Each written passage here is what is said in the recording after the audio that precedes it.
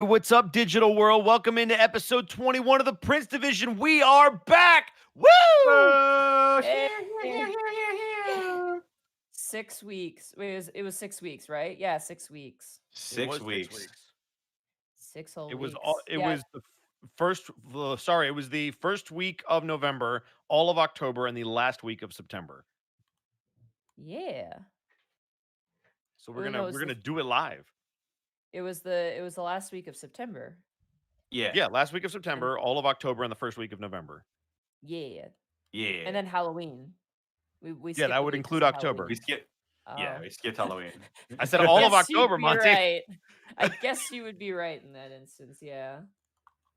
Monty's But Oh, hi, man. guys. traumatizing We're me, back. We about to do it again.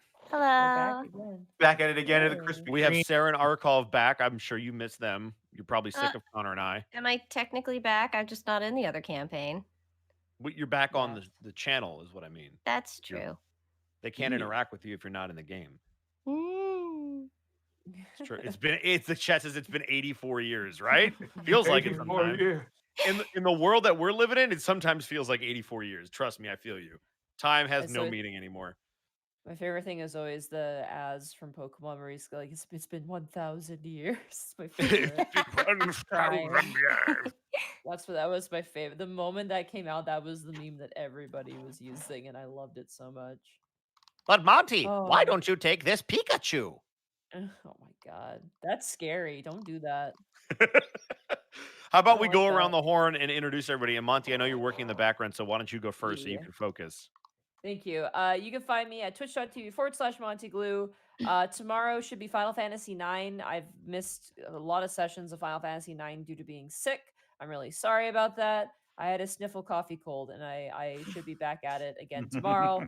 And then we started Devil May Cry 5 this week on Thursday. Yeah. And it's good. It's like it's got my favorite monsters from 1 and then my favorite gameplay from 4. So I really like it because it's got the two elements I really like. Also, V is strange to play but kind of fun. The only problem I have is that it's like it cramps my hand a little bit, but I'll get over it. But I got to play as Nero, and he has this grabby move because I was really worried because he didn't have his hand, and then he had a hand. He had a robot hand.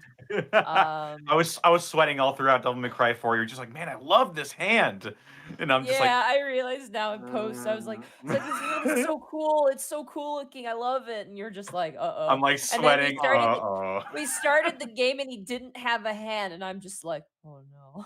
But here's the thing. Here's the thing. He gets a cool robot hand, which does the exact same gameplay stuff that his normal hand had. So I'm fine with it, even though I definitely prefer the look of his like cool demon hand. But yes, we're doing that. It's our last Devil May Cry game. Yeah. Which is really, really it's been bittersweet, but it's been really nice, and I really like the game.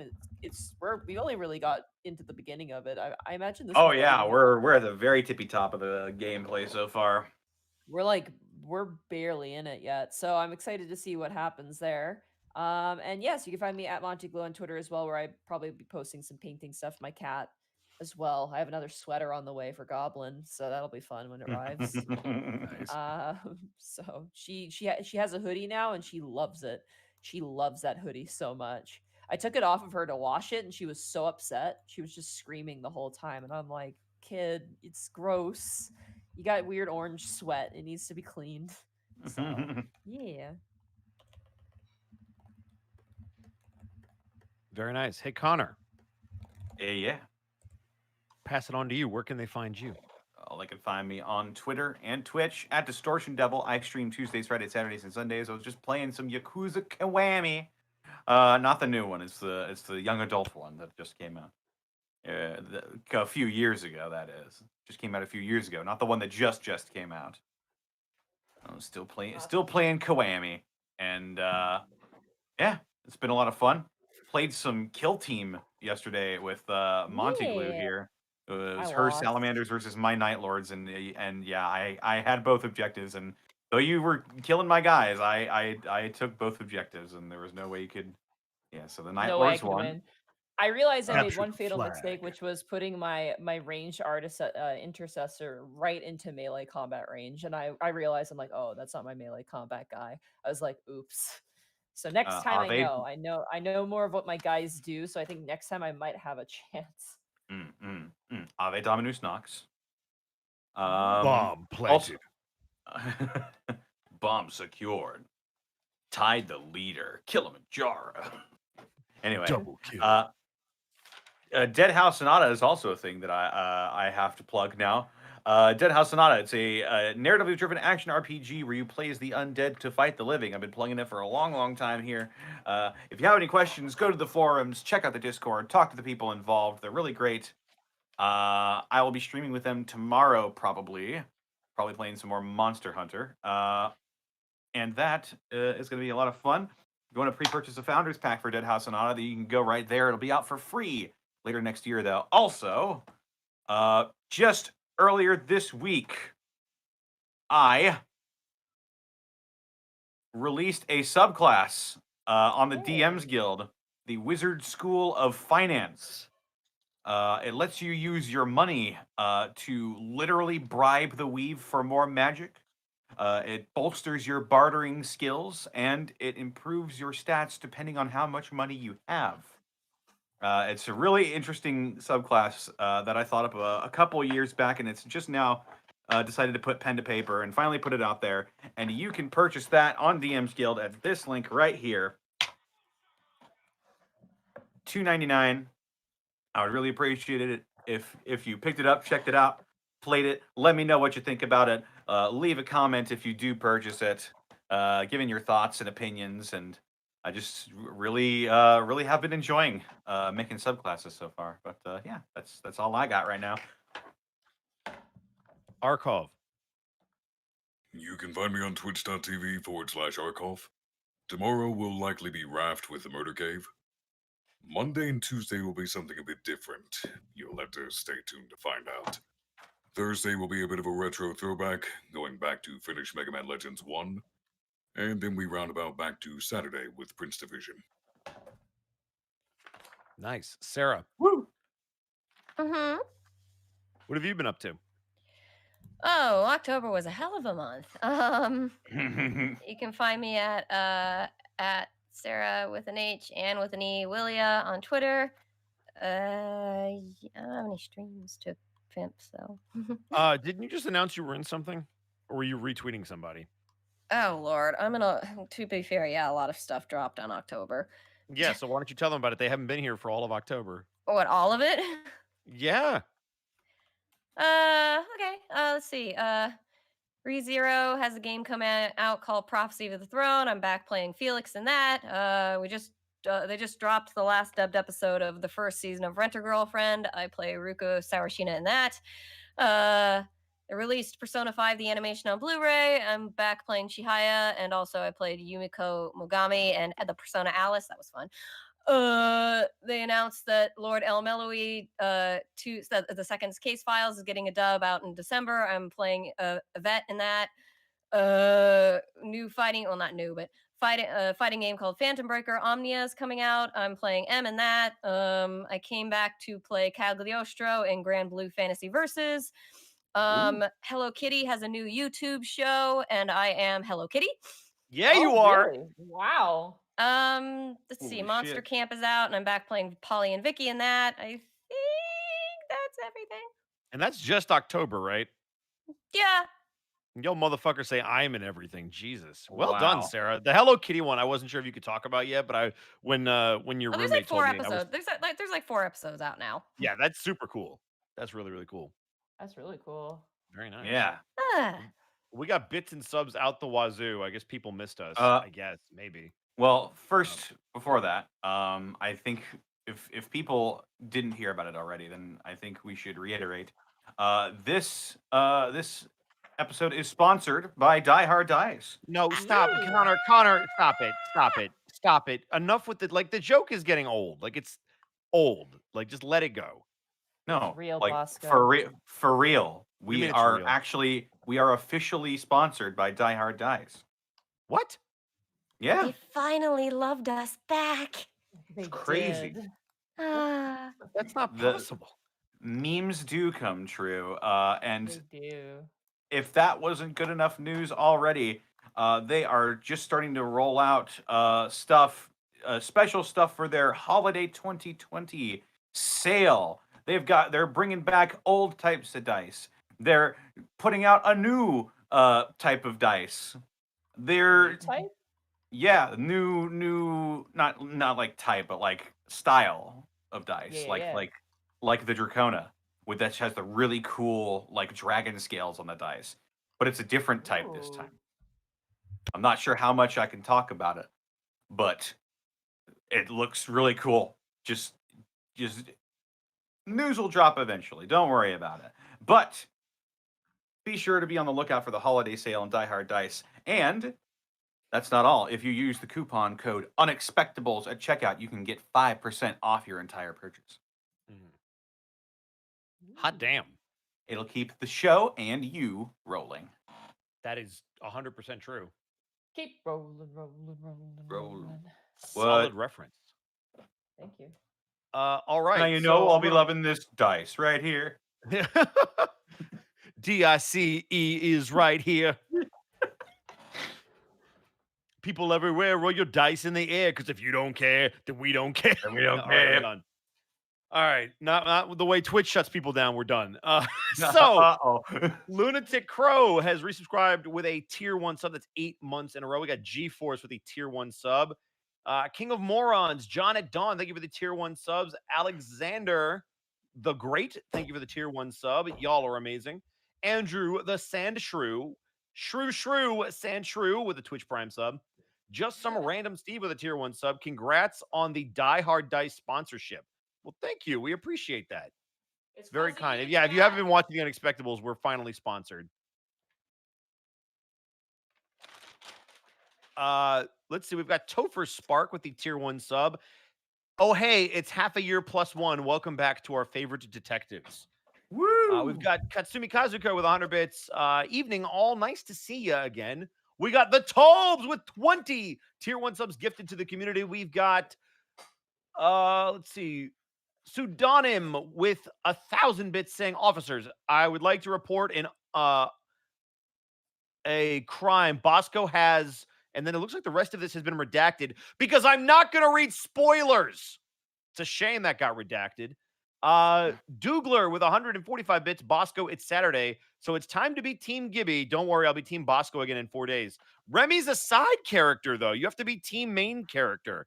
Gibby's a good pick, though. If I had to pick, I'd probably pick Gibby, too. We've got Loneheart with 100 bits. During the break, I had an amazing idea of the Prince division playing Among Us, Khel being unable to be the imposter at first, then being a brutal killer. So basically just Arcolf. That is literally just Arcolf. Brian always being voted off. Also accurate, because I'm always voted off because I'm the wild card. Gibby sounding the same as Crew and Imposter, and Monty can play as either Lucy or Costumeyer or even Durzib. That would be an interesting game. Also, what about Viro? Imagine Cosmar being like, "Where's the kill button? You're not the imposter. You're just a crewmate. Ah, this game sucks." Ah, shit, man. Gibby's just like, Solarven it was me all along. I just didn't know. Solarven Like, with a it was me. $1,500 bits. I know you guys like Final Fantasy. Have you all heard of Last Arc Tactics Analog? It's an FF style TTRPG. I gonna have take not. The Ooh, resounding excuse me. silence is probably a no. Renfield, thank you for the tier 1 sub. It's alive! Maniacal laughter. Sticks with a Twitch Prime sub. Woo! Another month down. Hopefully, Roll20 is nicer to you all than it was to my group. My game, we almost lost 2 PCs. Eesh. Yikes. The Twit Gamer with a Twitch Prime sub. No springs. We've got Erwin Elf with 200 bits saying, wish I could stay. Crazy Tail with 100 bits. Holy crap, it feels like 6 weeks since the last Prince division. Because it has been 6 weeks. I don't know if that was a joke or not, but Yes. Red Wake with 100 bits. Painting Minis and the Prince division couldn't ask for a better way to spend a Saturday night. We've got Joey Cobalt with 100 bits. Woo! Finally catching one live. Time to bust some more fantasy crime. Heck yeah. Also, Joey Cobalt sounds like the guy that you owe money to. and he's got like the Cobalt Mafia. Like, hey, He'd this be- is Joey Cobalt over here. You got my Oh, money, 20 you got gold. my bits. We got Travis A. Carey with 100 bits. Hype to the cops are back. About to get into the mood. I walked around the house today with a magnifying glass and following the clues of missing bit drops. Oh, well, I'll just drop these here as bait. Clearly, you have either been watching too much Scooby-Doo or Blue's Clues or maybe both. We got Pyrotic Napalm with a tier 1 sub. We got Gamaleo with a tier 1 sub. Die Hard Dice. Actual factual sponsor, Die Hard Dice. Actual factual sponsor, Die Hard Dice. Codename Champs with a tier 1 sub. Burnout Vaughn with a tier 1 sub. It's been so long since we dived into some modern fantasy. Now for some surly paladin, tired elf dad, flustered sorcerer, and best boy ice cream dragon boy goodness. Indeed. Are you sure he's a paladin though? I have to check. Blackfoot Farad with the elite bits. Welcome back, folks. We've got Big Peace Pipe with a tier 1 sub. We've got Nom Nom Goblin. Welcome, tier 1 sub. Woo! Back to the best dad, best dragon, best princess, best DM, and Bryant. Thanks so much. Twitcherberry with 300 bits. Woo! Congrats for the sponsorship. First time giving bits and being here. So here's to you, friends. Protoss 103 with 40 bits. Just watched the last episode of Ravenloft and oh boy, loved it, Bosco. Yeah, I'm glad you guys liked Ravenloft. If you haven't, check it out. That and Decrew, which is what we did for most of October, and a little bleed over for Ravenloft, is all up on YouTube on Takahata's page, Takahata 101 on YouTube. Check out Decrew, check out Ravenloft. They're nice self-contained stuff if you like Warhammer or Gothic horror. Pyrotic Napalm with 500 bits. Happy to see a return of the Magic Cops. Also, welcome back to Arcolf and Sarah. We've got Nia with 3 tier 1 subs gifted to the community. And we've got Hurricane Andrew with tier 1 subs and saying my game got canceled. So I'll listen to this for a while, trying to think of what classes each head of the MTG card Zakama Primal Calamity for the game I want to run in. That's a lot of words that I don't quite understand. But yes, I hope it's good research. And that's all that we have. So take it away, Monty, whenever you're ready. Okay.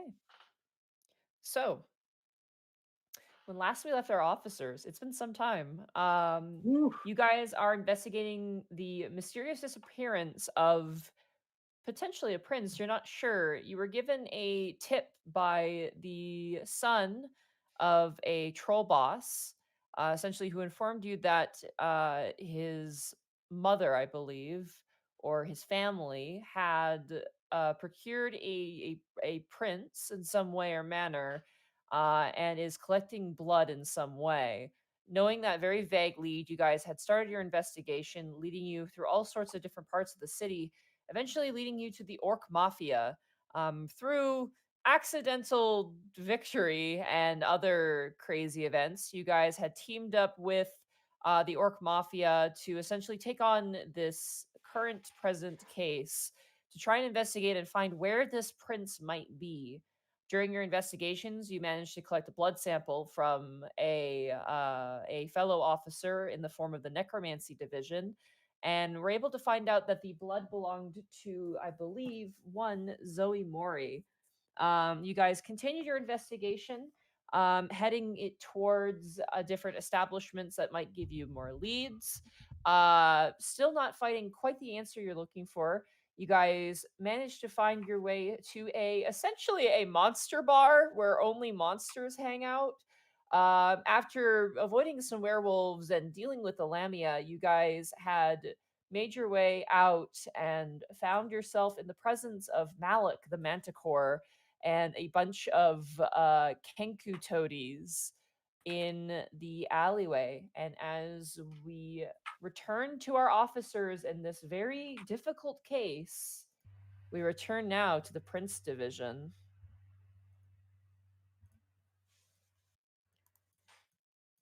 Yeah. So you see Malik currently sitting at like the kind of like the front stoop of a home, smoking a cigarette. There he has 4 what appears to be little bird people with him. These kind of little crow people that seem to be just kind of like chirping and muttering to themselves at a far distance. I don't believe, because it has been a while. Did you make your presence known to Malik, or did you just see him? I actually He cannot saw remember us. that. We Yeah, locked he eyes. saw You us. guys. He stopped Alright. laughing. He was in the middle of a story. Yep. You watch as he takes the cigarette and he just takes it, smushes it up against the wall of the home that he's at, and flicks it away. And you watch as the 4 birds kind of turn over towards you all. Well, aren't you a sight for sore eyes? He kind of grins with this big toothy grin. It's not mutual. You got a lot of backbone for coming around this part of the city. You have no idea. We're getting used to the kind of hospitality. How far are we away from him, Monty? I'd say you're probably about 30 feet away from him. Cool. At Mike this wants point. to walk up to about 5 to 10 feet away from him. All right. Go ahead and do that. Okay. As you do that, you watch as the little bird people brandish these short swords immediately. Not pointing them towards you, but you watch as like they shing shing all pull them out. And you watch as one of the little bird person looks at you and echoing back in Gibby's voice goes, "The feeling's not mutual," back towards you in a perfect mimicry.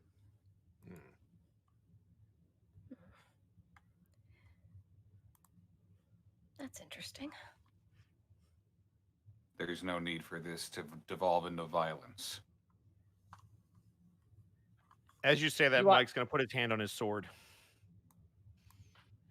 You watch He's as not going to pull it out, though. Yeah. You watch as the Manticore kind of waves his hand, and you watch as the you would know these to be Kenku bird folk. You watch as all the Kenku kind of sheathe their swords. They keep a decent eye on you as he kind of looks up and goes, "Something tells me that the Orc Mafia weren't as pissed as they said they were." That's just the feeling I get. You tried to I sell me see. out. I didn't sell you out. They didn't give me anything for it, so it wasn't fucking worth it. Oh, so you tried to get me killed for free. Good to know. So, I don't have time to deal with you, fuckface. So I'm gonna make this real clear. You tried to sell me out to the orcs, but what you don't realize is we got hookups and connections. Mike's going to pull out his badge, and he's going to show it to him. You know what this is, right? He just kind of looks at you with these very condescending, I guess, sort of eyes, just kind of looking at that and looking up. Roll an insight check on him. Okay.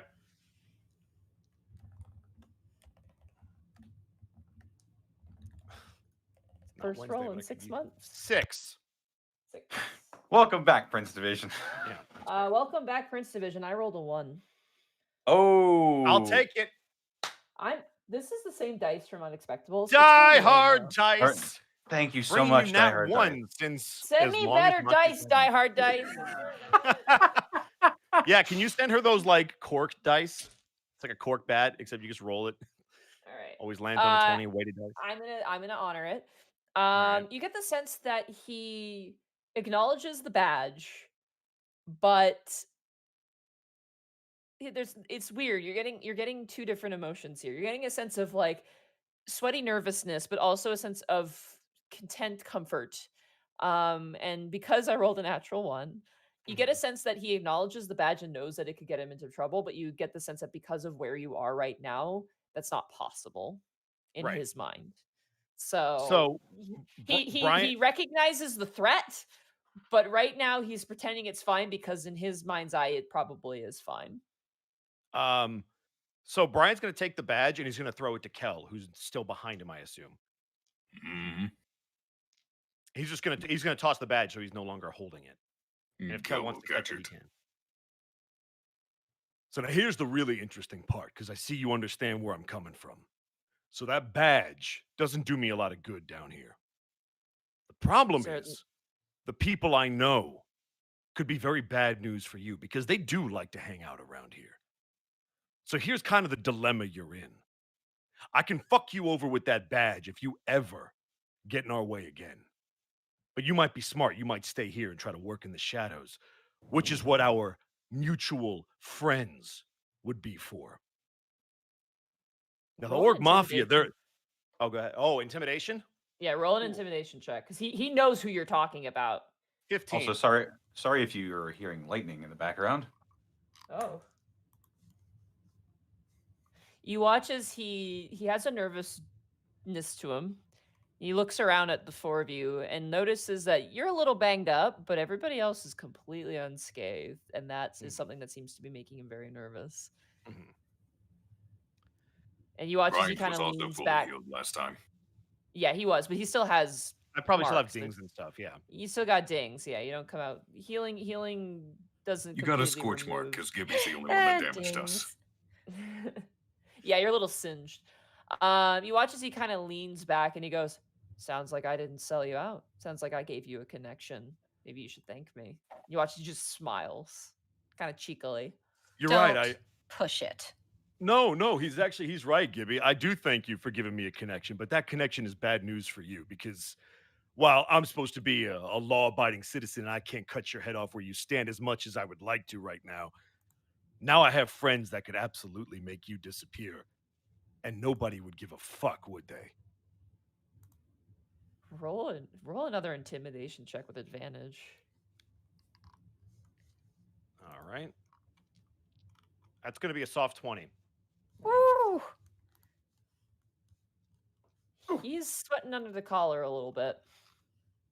So here's the way this is going to work, Malik, because I don't know if you've seen my Dragonborn friend, but he would also love to rip you a new one, multiple new ones. But again, much nicer than I am. However, he has the same friends. So this is what we're going to do. I never want to hear or see you again. I don't want you to utter my name. If you even think about my name, I want you to pucker up because you know what that means for you if it gets back to me. Now, if you disappear and you forget that you know me, that you know my crew, then we're peachy, no problems. But if you don't do that, then I promise you, you will never tip off another motherfucker ever again. Do I make myself clear? You watch as one of the little bird people in like a kid's voice goes, "Oh, oh." He's like that cat from Puss in Boots. Exactly, almost exactly like that. You watch as the little bird people actually they're pretty scared too. They got ruffled feathers and they kind of back up, and Malik just kind of sputters and goes, "Yeah, I'll get lost. No hard feelings, right? Right?" You gotta Yeah. watch as he stands up and smacks the back of one of the little bird people, and the little bird is like, kind of like turns around and looks a little perplexed and confused, not quite reading the situation as well as the others. Yeah, no hard Well, feelings. Yeah, we'll get we'll get out of your way. Let's go. Do not leave just yet, Malik. He freezes. I would have words with you. He slowly turns and looks towards you. Kel's going to approach this time, about the same distance as Bryant. Brian's just going to fold his arms. I'm following right smile. behind. Me too. The first time we met, we asked you for information in exchange for compensation. You said specifically that you don't deal in information. I get to choose who I give information to. I don't particularly like giving it to detectives. Since detectives don't particularly, and as I can easily see, don't like me. It's a consistent thing with my character, I'm noticing. You watch as one of the little bird people, almost like a TV noise, goes, "We have to search for clues," like in a perfect, like Sherlock Holmes-esque impression. You watch she smacks him and goes, "Shut up!" He turns back towards you. Your little friend is correct. Hostility You watch, directed you watch towards as that same You watch that same Kenku turn like, your little friend is correct. And you just watch him just roll his eyes and turn back towards you. The first meeting, after we fought, I threatened your life. That was uncalled for. For that, I will apologize. Everybody else but Khel, roll an insight check. Oh my god. I can't win tonight. This is not good for me. That's going to be an 18 for Tanis. 11. Oh, sorry, 1 second. 7. You all succeed. Wow. I'm getting the Prince Division rolls tonight. You get the sense that Malik is. It's not that he's confused, it's that he's just like, what? It's like completely like what Khel is Okay. saying is so extremely foreign to him, given his what he is and where he is and what he does, that he's almost befuddled. Like he's more off kilter with this than he was with Bryant's threats, if that makes sense. As you see him kind of cock his head, and even like the Kenku, like a couple of them are like kind of like confused as well, looking towards Khel. The next we met at the bar. Hostilities were a given. I treated you harshly as there as well. That was also uncalled for, circumstances being what they were. I will not apologize for that, however. My friend was in danger, and you were in my way. However, when I heard that you had sold us out to the Mafia, it is strange. A mixture of emotions. On the one hand, I was furious, compounding on other things, but I was also proud, because you had taken my advice. You had started offering information. But I did not know you did not get compensated. That is between you and the Mafia. They don't owe me anything anyway. Since then, I have become fixated on you, blaming you for all of my problems. You had no way of knowing this. Also my fault. You watch Tonight, one of the other. today, has opened my eyes to a great many things. When I saw you just now, laughing and having a high old time with your friends, it clicked. I have no more ill will towards you. The fault was mine, and I duly apologize. However, that does not mean I don't have business with you. Your Roll- distaste for detectives being what it is. Oh, sorry, Monty. Roll a charisma check for me. Just a base charisma check. Come on, This Rex. is going to go poorly. Ooh, Come on, Rex. That's a 6. That's Prince Okay. Division. that's okay. There's a lot happening in Malik's brain. You watch as like two of the Kenku kind of turn towards him, like looking confused, and he's just got like kind of the narrow-eyed, kind of like, you know, chin tucked back, kind of like look to the side, kind of eyeballing, eyes kind of shifting away and towards you. You watch as he goes into his jacket, pulls out a cigarette case, grabs a cigarette, snaps it shut, holds it over to one of the Kenku, who lights it with a lighter. He puts it back in his mouth, and he kind of leans back and goes, "How about you make up for what the Mafia couldn't pay for? What do you want to know?" That is what I was hoping you would say. This isn't free. I did not intend for it to be. Hmm. What do you know about the Bridge Gang's blood operations? Bridge Gang. I don't go anywhere near the Bridge Gang. I like being alive. That much is apparent. But have you heard They- anything on the streets? Hmm. Supposedly, they have taken a prince and started encroaching on the Drow's territory. Widow? On the widow's territory? Now that's a bad choice. I have heard something in one of the bars I go to. There are these 3 idiots that I know. One of them's named Cameron Walsh. You watch, he just blows smoke out. What can you They're, tell me about Mr. Walsh?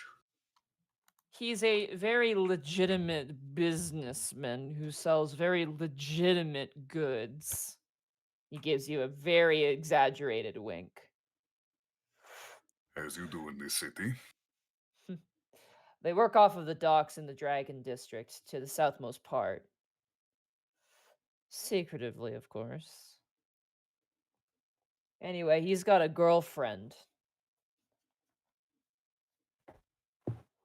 To my knowledge, they've been making extra cash on the side selling her blood. Because she bears a little bit of a striking resemblance to your friend over there. And you watch as he juts ahead towards Gibby. You wouldn't happen to have her name, would you? I don't know. I just know Cameron Walsh. So the two are together very often then. I assume so. And then they got a third friend, a third wheel. Bugbear guy. Not really much to say about him.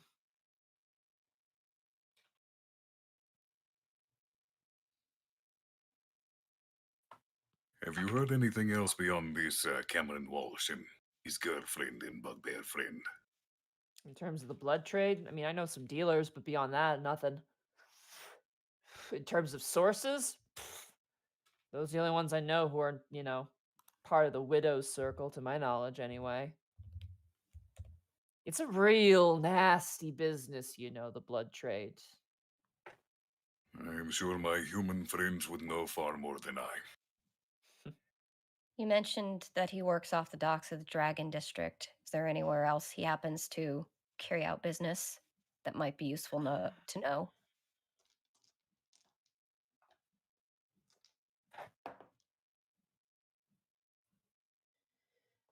They have, what do you even want to call it? A location, I guess, lack of a better term. They have a house where they keep their very legitimate goods.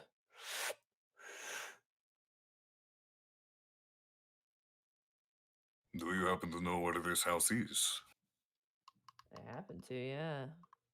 But again, I don't want to be gypped again, so if you don't mind. And you watch as he kind of rubs his fingers together a little bit. I slapped down 100 gold in front of him. You watch as his hand delicately just presses and just slides the money towards him.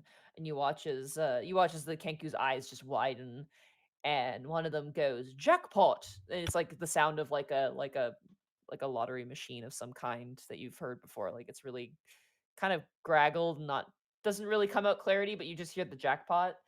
And you watch as he takes it and he goes, "Westchester Street, in the Central Ward. In the less developed parts. It's an old temple. No one goes there anymore. But they sold it as a house a few years back. And Cameron Welsh bought it." Which puts him precisely within our jurisdiction. You watch as Malik gives you a wink. That's all I know. Then, in the spirit of goodwill, allow me to share something I know. I don't like more information, especially not from detectives. I like money. Oh no, this one concerns you. He looks confused and curious, but looks. The Orc Mafia is looking for you. Quite fervently. Their boys were jumped when they were investigating a place. They may or may not be under the assumption that you had something to do with it, considering your precarious position at the bar that night. Roll a deception check. Deception? What for? Because you're not. He's not That's lying. not true. I'm not lying. We had that talk with Durzib, and Khel led him towards Oh, thinking the right. Manticore might have done it. Yeah, he's not Holy lying. shit. That's legitimate. You're That's not why lying. Bryant made You're the right. threat. It's been 6 weeks. I'm sorry. No, you're good. Yes, Ben. Go Yes, ahead. And roll ma'am. It's go ahead and roll okay. Go ahead and roll an intimidation check for me. I don't Oh want to my intimidate him. god. I'm just trying to warn him. You got to roll See- something. See how That's well your 11. warning is. You see him like go a little more pale than usual.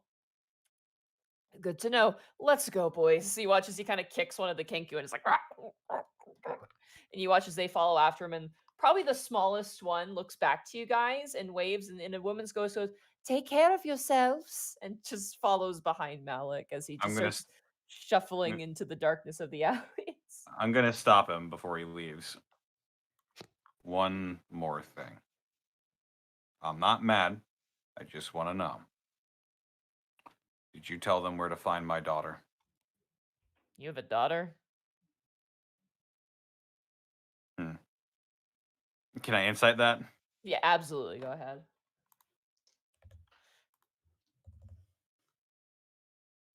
Mm, 10. He legitimately doesn't seem to know. He's actually more like, you're a dad, like looking at you in your jacket and your sunglasses. Like, that's the legitimate response you get. Forget you heard that. Somewhere in the ether, Nephine's just her ears perk up and she's like, "Oh God, is Dad embarrassing himself again?" Forget you You heard safe that. I heard it's pretty lovely out east nowadays. He kind of takes 2 fingers and like does like points it towards you and does like a little wavy motion and then starts moving out.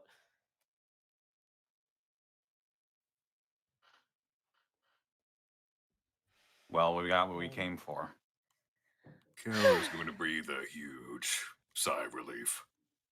Bryant's going to walk up to Tanis. Just so you know, the only reason I didn't cut his head off is because of you. I know. I just give him a little grin. I'm gonna go to Khel. Oh, sorry. Did you? Can I? No. Yeah, go Hello? for it. Okay, sorry. Hello? I was gonna go to Khel and just put a hand on his arm, like, "You okay?" I have not been for some time. Blaming him for my ills and my fuck-ups. I will be better moving forward, but I have much to make up for. Can I admit that I'm really, really relieved right now? I'm sorry if I scared you. Nah, I'm a little selfish, you know? I like the Khel that wants to get everyone donuts and coffee and, you know, he wants to treat us all to meals, and I sort of thought, you know, what you do is up to you, and if you had done this, I sort of figured what you were the person you were going to turn into was maybe not someone I was going to like. But that's just me. Your fears were well-founded. Had it not been for the events of today, I would have become a monster, much like the ones we have encountered. And I'm terribly, truly sorry to all 3 of you for that. I've been out of line. Nah, I mean, that's the thing. This Khel, you make it seem like the world doesn't suck so much. That's why I didn't want you to change, because we need people like you. Desperately. It is so late at night right now. The sun is like, you can barely see the sun peeking over the horizon. You guys have been out for a very long time. Oh, I suddenly realized, and I checked my phone. Have I gotten any texts from Durzib? Surprisingly, no. I'm just gonna terms like, sorry, thanks, Khel. I'm gonna text Durzib, be like, Khel's going to hey, give we Gibby should a be hug. back soon. Okay, you send off the text to him. Alright, is there anything else you guys want to do in your investigation now, or do you guys want to head back to Gibby's house? Going to the Lich Ward right now would be a death sentence. We should head back. Is Nefene at Mama Rigigi's house? It sounds Or like is she home? you can text her to find out. Yeah. I will do that. You do so, and you get a message back from Nefene. And at this point, it's like 5 a.m. Like, it's really early in the morning. And she messages back, like, basically just ask, like, where are you right now? At work. If we're going back to Gibby's house, I guess I mean, do Is we that- need to, or should we like maybe rest, regroup, and I'll say this: she's at Mama Rikigi's house, staying over the night.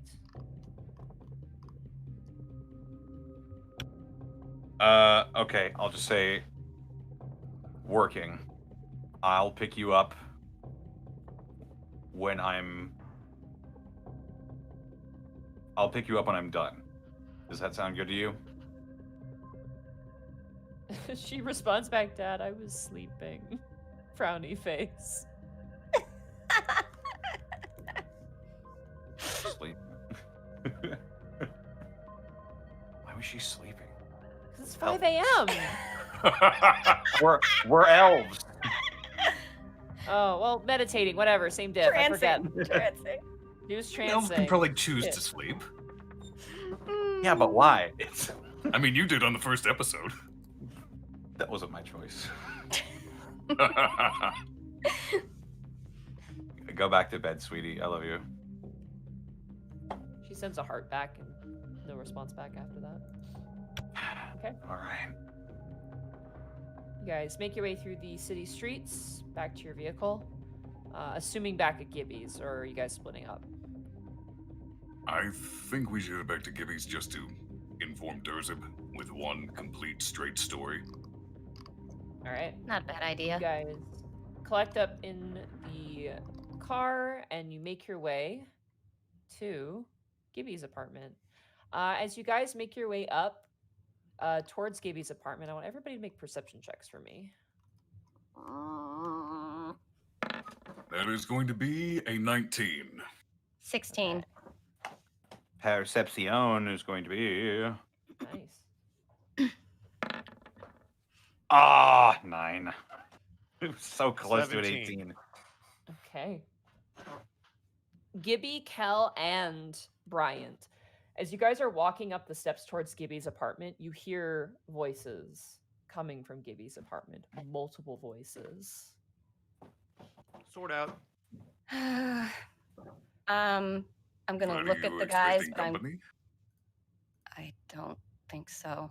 I'm just gonna motion them to follow me very quietly. I'm gonna go to the door and just kind of like press my ear against it very carefully. Okay. Roll a stealth check for me, Gibby. 15. Soft. Okay. As Gil you is going to press- tap her shoulder and give her guidance for whatever comes next. Do you speak Undercommon, Gibby? Dang it. No. Okay. You hear a rather not does harsh, anybody? but Well, you're the only one that went to the door, so it wouldn't matter. yeah. That's true. You hear a voice speaking, not harshly, but just like Talbot is like kind of speaking, and then you hear Durzib respond back in the similar language, kind of like jeez, what the fuck is his name? Listen, it's I'm gonna get information here in a little bit, you know, just need some time is all. That's I can sort of tell from that conversation. It doesn't sound like he's in danger. He's just having a conversation. It sounds like he's having just a conversation of some sort. Heck with it. I'm gonna go in. All right.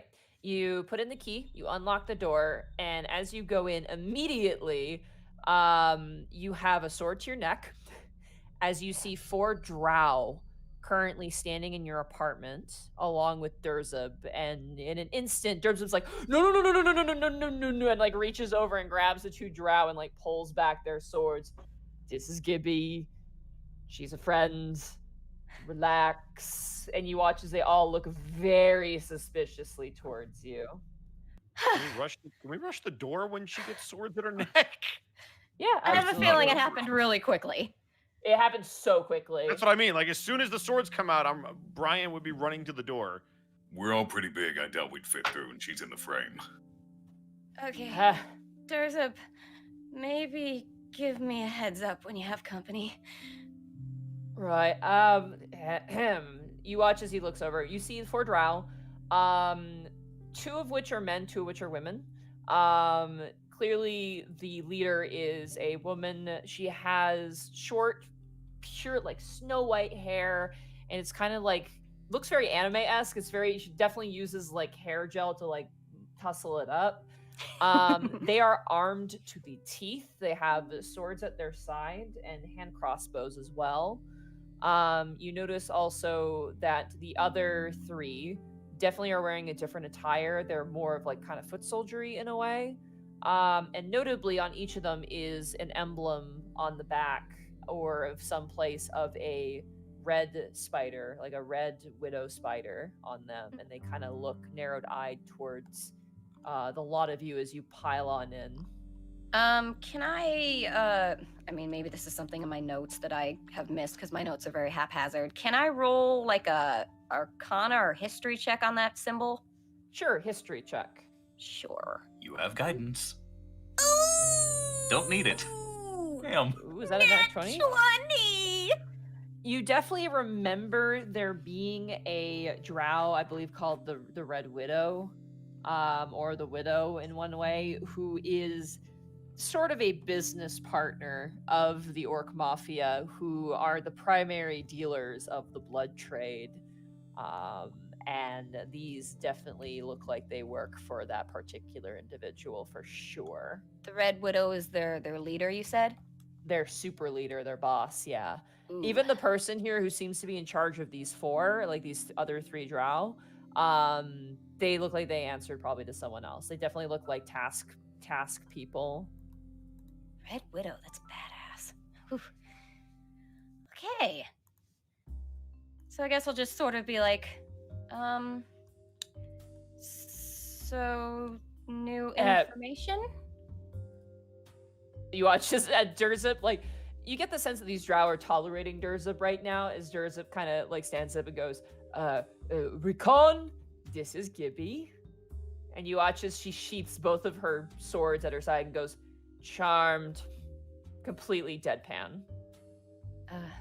Nice to meet you. This is actually her apartment. She's just letting me stay here. Come on in, gents. Don't be nervous. We're all friends here. Hello, I'm Khel Zouren. You watch as one of the drow goes, hi, I'm Venor, and just sticks out his hand towards you. Khel will shake it. Oh my god. They're just different versions of us.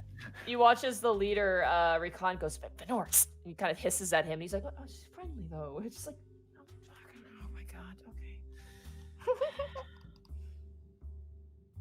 They all kind of... You watch as 2 of the drow are definitely keeping an eye on the door while Venor keeps an eye on the window as the rest of you guys pile in. Zay's just checking on me. They managed to track me down. Turns out we weren't the only ones who got attacked. That's fun. Who else got attacked? You watch as Recon kind of turns and goes, Durzib, do you really trust these people? You watch as Durzib goes, yeah, they're good. You got Gibby, she's super nice and great, and then you got Khel, he's super friendly, and then you got Tanis, he's a real responsible guy, and there's Bryant.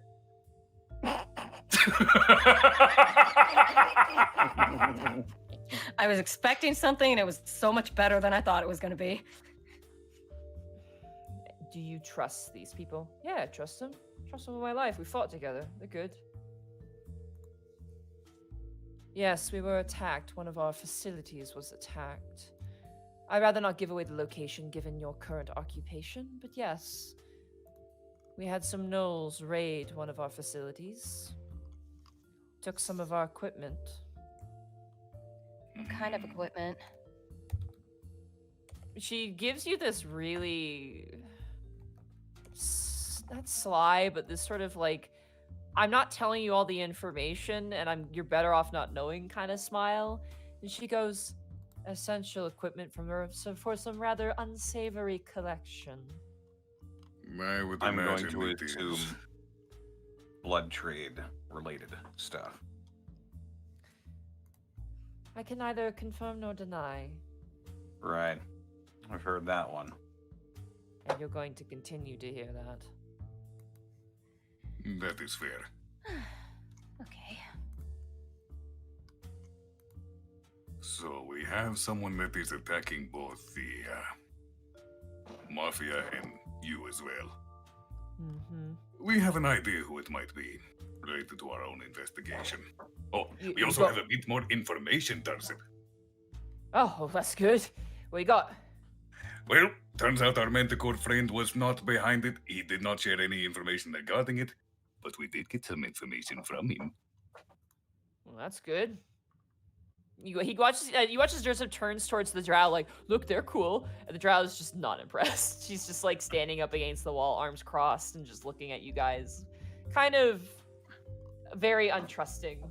Willing to talk, but very untrusting. What? She said gnolls were behind it, right? So would Gnomes, yeah. in my notes I don't have anything written down for any gnolls. The Would it- Bridge Gang is vast and has quite a few. She even has a few dragons Yeah. from Arrow Vilefang's old brood. Okay, so probably could assume it. Is there anybody else, any other organizations that would employ gnolls? Not really, no. Can we as roll you on guys- Knowles? Sure, you can roll just a general history on Knowles. No. Roll gnoll. 13. Soft. Right. 13 soft. 6. Knowles Oh. are 7. Nah. Yeah, I'm gonna say for this, Gibby, gnolls are not considered citizens, similar to goblins and bugbears and other such creatures, unfortunately. They should have been protected by the Beast Collective, I believe it was called. There was a Beast Folk Protection Agency for things like Kenku and Tabaxi and things like that. Gnolls were exempt due to some historical wars and things like that, where they were kind of antagonistic in a way. You would know about that generally, but the 13 doesn't get you any more than that, given that knowledge. I'm just gonna Durzib, come here a second. Yeah, sure. You watch, just perks up and he's like, oh, okay. He's fully clothed now and everything. He's wearing his uniform, a bit crumpled, but it's fine. He kind of walks over. Assuming you want to talk to him privately. Just a brief question. Yeah, okay, for sure. Just to check, are they aware of the connection with the trolls in this situation? Oh yeah, they're well aware. Okay, mean- good. That makes it easier. The reason we're pissed is because they're pissed. That's really the reason. They make the stuff and we make the facilities to sell the stuff too. Yeah. Sorry, I told you it's not a great occupation, but it makes money, and he kind of like does like a little head bobble side to side. It's business, you know? Yeah. So, gnolls and dragons. Whoever's behind this is being very smart. Recall kind of chimes in. How do you figure? They're hiring mercenaries, and they're doing it extremely discreetly. Discreetly, yes, but there's always a money trail if you want to look for it. We've been looking. Haven't really been able to find anything tonight.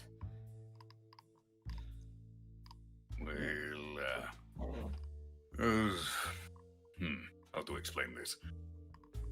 From a source, we got a vial of blood, which supposedly came from the Bridge Gang.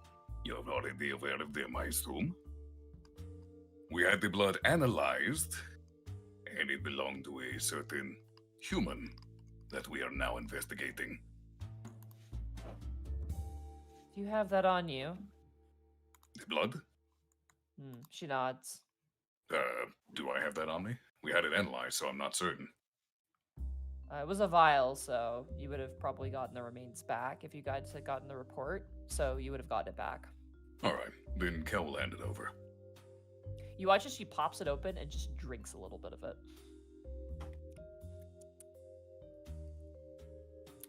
Princess blood. She caps it. Is that the business we're getting into? Interesting. That is why we're investigating to begin with. We heard from a very, I want to say trustworthy, but considering this business, can't really say, but we'll say someone close to the Bridge Gang gave us information about them having a prince and getting into the blood trade. They were referring to him as a blood bag. They're, the Prince Division. I've heard about you. I thought you all died. That would be our predecessors. We don't do on the job. Bold of you to fill those shoes.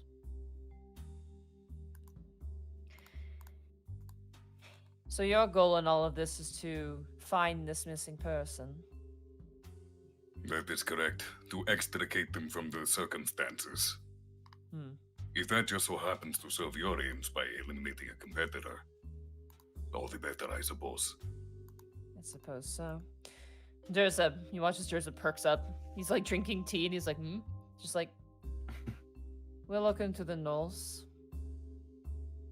Head back and report to your boss. As for you four. She looks towards Yes, you. ma'am. Look into that. And she taps the vial and she tosses the vial back to you, Khel. Khel will catch it, and he will nod. That was already our intention. Venor, Tazrin. What God, stop poking that thing. And you watch she's like poking your house and goes, oh, sorry. Let's go. And as they leave the front door, she turns around and goes, we were never here, and closes the door behind them. One question, Monty. Who was the one that shook Yeah. Khel's hand? That was Venor. What was the name of that lady again? Her name was Rikan. So Rikaun. K-A-U-N. Then as they're leaving, Khel will say, goodbye. It was nice meeting you, Venor. I mean, not meeting you. This meeting never happened. But goodbye. Khel will wave.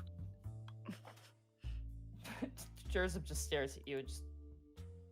You know that gif of that guy just closing his eyes and shaking his head and like leaning his head back? That's exactly what Durzib does. Khel is a roller coaster. Khel's in a good mood. He got to apologize. He feels better. Could I clear something up above game? Because my notes are... We had heard about Cameron Walsh before meeting with Malik. That is correct. You know And that... he knows a Zoe Mori that lives in the Lich Ward. Zoe Mori supposedly worked for Cameron Walsh. Cameron Walsh himself hawks his wares in the Lich Ward. The Long Black Tongue Market is where Cameron Yeah. works. And now we know the location of his side business, which is blood trade. His base of operations is supposedly the Dragon Docks. Well, no, Westchester in the Central Well, no, Ward. West- the Work docks with the is where Dragon. they work. The house has the goods. The docks is where they get their shit. So that's where they collect their things, essentially, because they hawk illegal goods. But they store And- it in the Winchester house, right? The All right. They Winchester store house. it somewhere. So they have 3 locations. They receive their goods at the docks, they store it in a house, and they sell it in the Lich Ward. So you have All right, 3 locations where they do what they do. I'm trying not to get my information crisscrossed here. So It's been a while, so I Yeah. don't feel bad at all. All right. So now you know that they work in 3 locations. They have 3 parts of their operation, and you know where each single one is. well, we absolutely have jurisdiction to check out the Westchester Street and the Central Ward. And also the Dragon Docks. We don't have jurisdiction there per se, but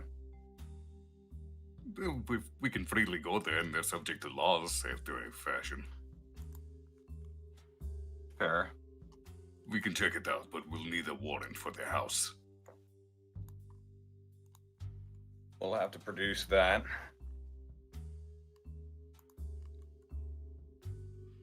So, what else do we need to do? I can update Durzib real quick. Okay, you guys fill him in. Yeah.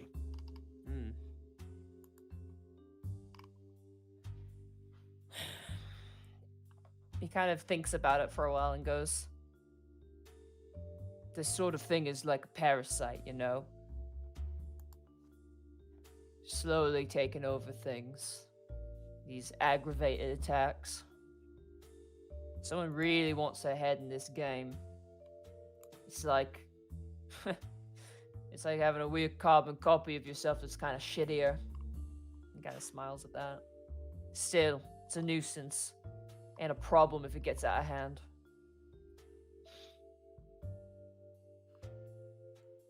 The spirit of competition, so to speak, but this parasite needs to be burned out.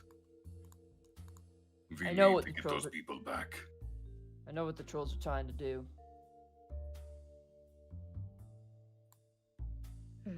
Do tell.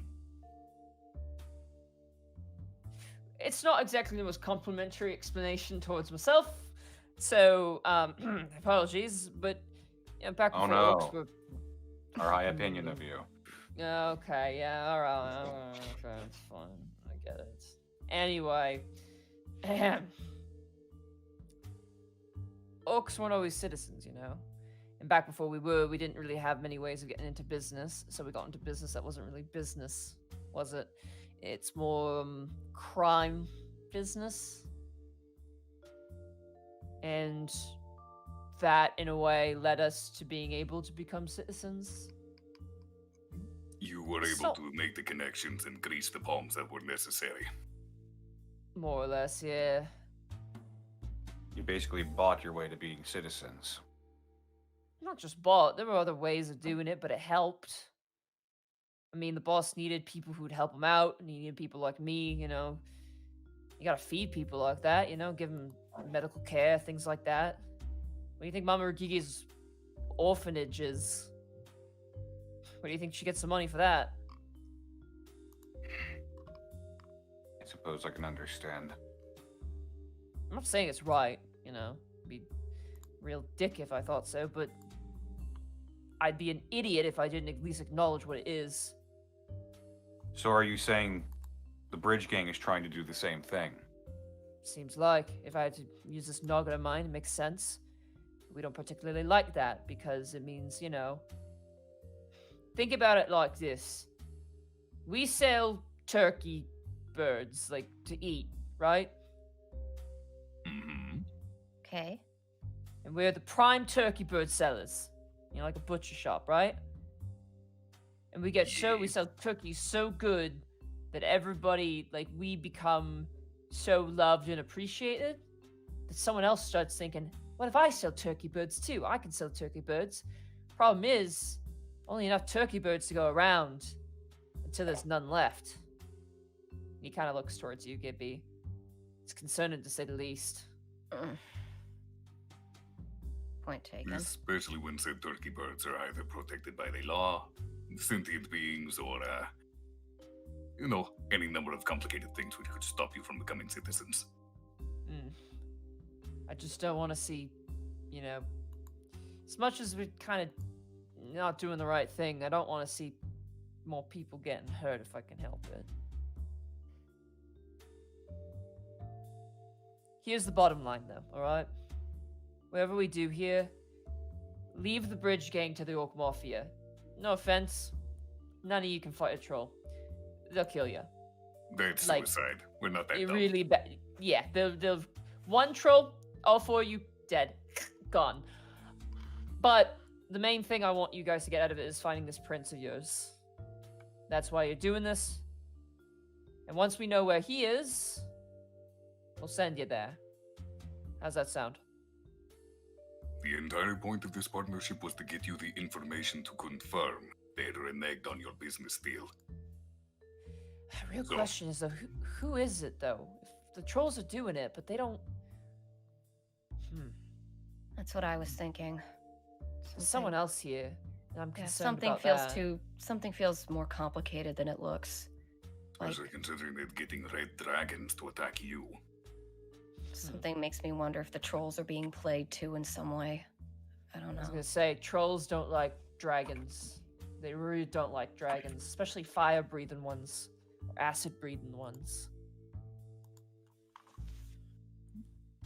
Courage the Blind has quite a history. He nods. That makes me think that they're not the ones hiring the mercenaries. Rakan thought the same thing too, so there's definitely somebody else here. Someone probably, our widow equivalent, I'd say, potentially. Do you mean either someone above the trolls manipulating them or a completely new third party we hadn't taken into account? I think we got a new third party, if it's me thinking. I'm just saying, trolls would never hire Red Dragon mercenaries. I swear on my tusks. I swear it. He just raises both of his hands up, like.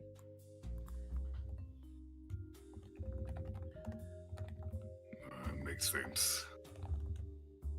In the meantime, Gibby, can I stay here for maybe a few more hours until daylight really starts peeking its head out? Yeah, that's fine. Okay. I'll just bum on the couch. It should be fine.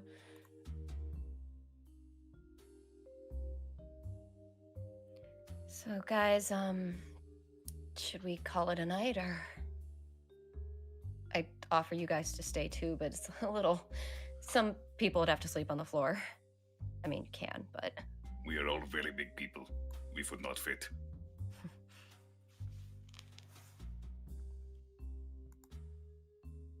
But yes, it might be best to call it the morning. We've got a busy day tomorrow. Places to investigate, warrants to get. Okay. Is it a school day tomorrow? Oh god, I've lost track of the days. It's been way too long. Oh no. Whatever's easiest. I'll just say Mama Rikiki will drop her off for the sake of ease. Excellent. Yeah, she's got kids that go to that school too, so that's all fine. Alright. So I'll say for the sake of brevity, you guys head back to your respective homes. You guys sleep for the night. Or the morning, I guess. And you wake up about, I'm gonna say 1 o'clock. Oof. 1 in the afternoon, about. Very tired. Some of y'all have a headache, but you are awake. Above Seems game, like- do we get some monies for that day? Yeah, sure, I'll give you guys money. I'm gonna say I've not solved the money thing yet. But I will say for each of your investigations for the day, I'm gonna give everybody about 60 gold today. So everyone write down 60 gold. Whoop. Next time I run Woot. this setting, I'm fixing this problem with the gold. So sorry. Yeah, we were kind of front-loaded with a lot of money. You were, and I realize that's not the best way to pay you guys out. So I'm gonna say for the day, based off your investigations, now I'll pay you. So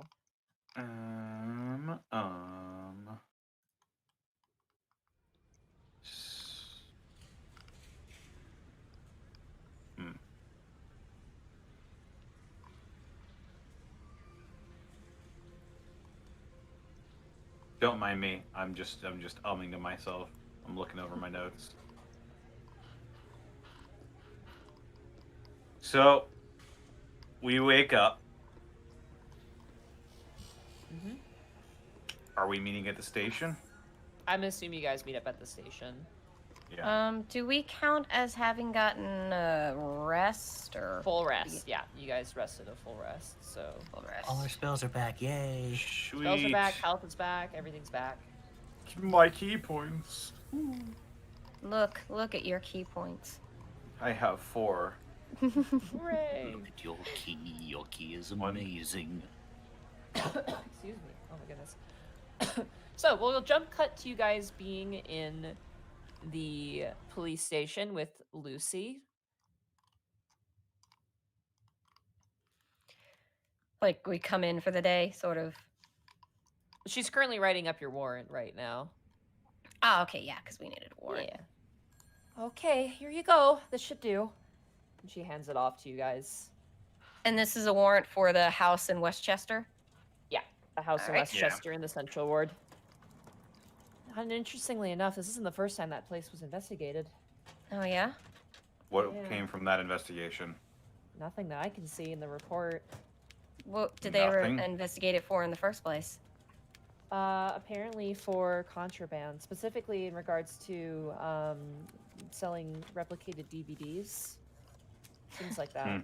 Ooh, that means they probably have hidden compartments. Ooh, like a false floor. Oh, that'd be kind of exciting. Gosh. Yes. By the Also, way, do Captain- we need a warrant for the docks in the Dragon Ward? If it's a building, yes. If it's private property, definitely. I do not know. That is supposedly where they just get their stuff in. Okay. It's where they I mean, if work. there is. Can there is, we can write something up. what's the equivalent of Google Maps in this world? That would be Arcanum. I mean, can we just look at the Arcanum Google Maps and get like that, that street view where you can actually Arcanum see the buildings and cartography. stuff? Given the fact that you were told that they were just at the Dragon Docks with no specific building in mind, that doesn't really give you too much, unfortunately. We were told the The more- southernmost part. The southernmost part, but that's still a section, like that's still an area. Fair enough. So We'll focus on more, the house for now. more of Malik is like, hey, here's where they get their goods, and like the bigger information is here's where they store their goods, which is kind of a bit more important. Yep, we'll focus on the house for now. Oh goodness, you guys are really getting into this. I know he doesn't seem like it, but Captain Roche is really impressed. Same with the chief. They're both very impressed by your work. You've taken to it rather quickly. Good to hear. That's good. Captain Roche, I can understand paying attention to us, but the chief is also watching? Of course, the chief is always watching. Okay, that sounded creepier than I meant it to say. What I mean to say is that, we send in reports to the chief just to make sure that the divisions are doing what they need to be doing, and you guys are doing what you need to be doing, and you're doing it with great enthusiasm. I'd like to think. So, I imagine no. we would have eyes on us as well. We're the replacements for an entire division that got wiped out. I will say it did come with some concerns, given the sort of sensitive matter that which we have to deal with, but you guys have been performing well, and we're happy to have you. We are happy to have you as well, Lucy. You are a credit to the team. Oh, shucks. Thank you. You hear the knock at the door as you see Kathy kind of crack the door and go, "Are you guys busy right now?" Hello, Officer Gray. Go away. Hello. Hello, Officer Zouren. There's someone here to see the division. She kind of looks towards Lucy, and Lucy goes, "Oh, Captain Roche isn't here today." And she kind of waves and goes, "Oh, no, they want to see just these four. It's two young ladies. One a bit scarier than the other." In Is what it way? Kostemeyer? I believe, yes. Kostemeyer and Terrell? Oh, Remembering Miss it. Karen. Taryn Sivum. Oh, yes. They're here with cupcakes. Well, Kill's send bouncing them up in. and down. I guess you should send them up. Okay, I will do so. I'll send them up right away. And you watch as she closes the door and leaves. And you watch as Lucy kind of goes, "That's something that's really nice about this division. A lot of the people we help, to show their thanks sometimes. It's really nice." You watch as she looks over. You just see, you see a shelf. You haven't really noticed it before. You thought they were potted plants, but they're all just, gift plants you get at, a grocery store. When you're getting someone a gift, it's just like, here's a succulent. It's it's just a whole shelf of that. And the door opens and you see Kostemeyer walk in with her more fancier attire, the suit and tie, the sunglasses, her hair's kind of done back. And you see standing next to her holding a box is Taryn. And they kind of lean in and you see Kostemeyer go, "Sup, bitches?" You watch as Taryn kind of jabs her in the side of the leg. Ow, son of... Hi. I Good hope we're not afternoon. disturbing anything. Hi guys. Hey. Hello. We wanted to bring you guys something after, food. So we were going to get you donuts, but we thought that was a little too cliche. So we opted for cupcakes instead. They walk over and they place the box on the captain's desk and fold it open. Inside are very nice artisan cupcakes. These are not like I baked these for a potluck really quickly sort of cupcakes. These are like there's one that has like a bunny face on it with like it's like really cute. There's one that's got like a really cool spiral design to it. These are very nice cupcakes. Oh, did you guys make these? Oh gosh, no. Cosmar's like, fuck no. No, we didn't make those. You kidding me? This shit's crazy. We bought them from a confectionery nearby. I had some extra money. I just wanted to poke in and say hi, and, you know. School's going great too. I'm actually on break right now, so it's kind of nice. Yeah? How long's that? 2 weeks, which is pretty good. It's a breeding break, so we get some time to, she kind of looks up to Cosmar, relax for a bit and adjust. Mm-hmm. And things are going good at the tower still? You watch as Cosmar just snorts, and like Taryn kind of looks up and looks back to you. Go, they're going better. But Need something happen? the window's been fixed. So only good things. So, just getting along better, Costemeyer? Yeah, I guess so. She's so huffy and like petulant right now. Just looking to the side, hands in the pockets. Taryn looks towards you, Tanis, and goes, officer, I'm really sorry about her eating your food. Do you want us to pay you back for that? No, it's fine. Are you sure? I know you have like a kid, and that can be really expensive, and We'll be all right. Just as long as it doesn't happen too many times. I just look over at Costemeyer. it was once. She snaps towards you. I sort of nod slightly. It was once. No Anyway, harm, no foul. We should probably get out of your hair. Thanks so much. And Taryn, let's hang out again. I'll get Durzib again. We could get Costemeyer this time to come with. Oh, like a double date? Yeah, sure. Okay, yeah, there's actually a carnival coming into town. We were hoping to go to that next week, maybe. Oh, that sounds, yeah, okay. Carnival. Just writing that down. That'll be a side thing, though. But whatevs. Yeah, that sounds Yeah, fun. You watch the cosmeters? Yeah, it's in the central ward, so it's perfectly safe for you two. So hopefully they won't. Hopefully Durzib won't be too eye drawing, right? You watch as Cosmer looks down to Taryn and goes, "Who's Durzib?" And and Taryn looks up and goes, "Oh, it's Gibby's friend." Right. She seems kind of perplexed. Cosmer does, not Taryn. He's an orc. You're Cosmer just kind of like holds back laughter. You're dating an orc. Yeah. Yes. You know what? Yes, I am. What? Lucy like leans over and stares at you. Goes, "You're dating an orc?" Yes, I am. I'm dating an orc. What? They exchange. Lucy and Costemeyer exchanges looks of varying degrees of confusion. He's very nice. Oh, okay. I just didn't think that would be your type. Is all. Not that it means like. I don't know. I just thought you'd be more into. And you watch as Taryn just kind of smiles and goes, "Well, it looks like we both have something in common in more than one way, I guess." Yeah, actually. I throw Costemeyer a look. It's like, We're both into green things. And you watch as Cosmer looks down and smacks Taryn and goes, you can't say that. And she's like, "Oh, sorry." Ow. All right, let's get out of here.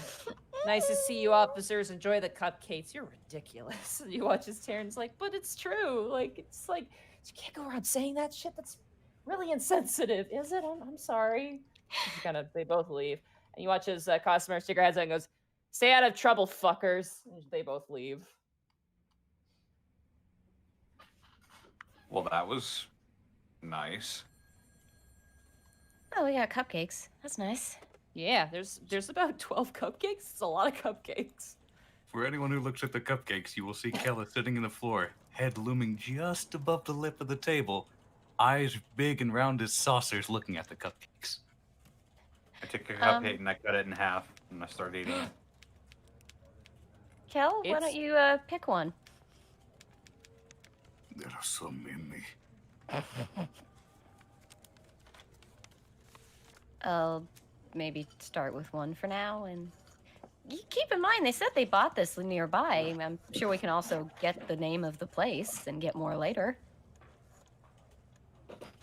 I haven't had a cupcake in decades, I think.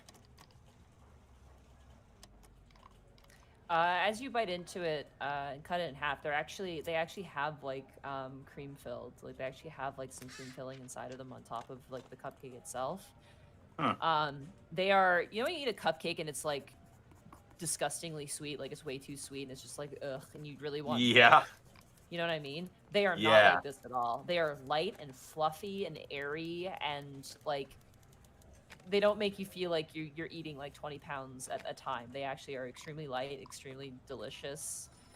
Just the perfect amount of like icing on the top, and the icing is light and fluffy, very creamy. And like there's little added things for like decoration. Like there's one that has like fairy wings coming out of it. One that's like has like those little edible beads, like the little edible sugar beads on them, and like this really nice kinetic pattern. They're very nice. These are very high quality cupcakes. The lid of the actual lid says Cup Snake is what it's called. The actual location of the business is called Cup Snake. Huh. I'm just typing it in chat there. It's called Cup Snake. I don't hate these. Oh, there you go, Khel. See, there's the name of the place. So you know, don't worry about if you don't get enough. We can get some more. Oh, it is Lucy not walks a matter over. of getting enough. This is duly noted for the future. None of you are safe from cupcakes now. You watch as Lucy takes a vanilla one and eats it. She's like, so good. Officer Bryant, aren't you gonna try one? Hey, Monty. Hi. I'd like to sense motive on the cupcake. Sure, absolutely. Really? Roll an insight on the cupcake. Inside on the cupcake, please. It's a 6.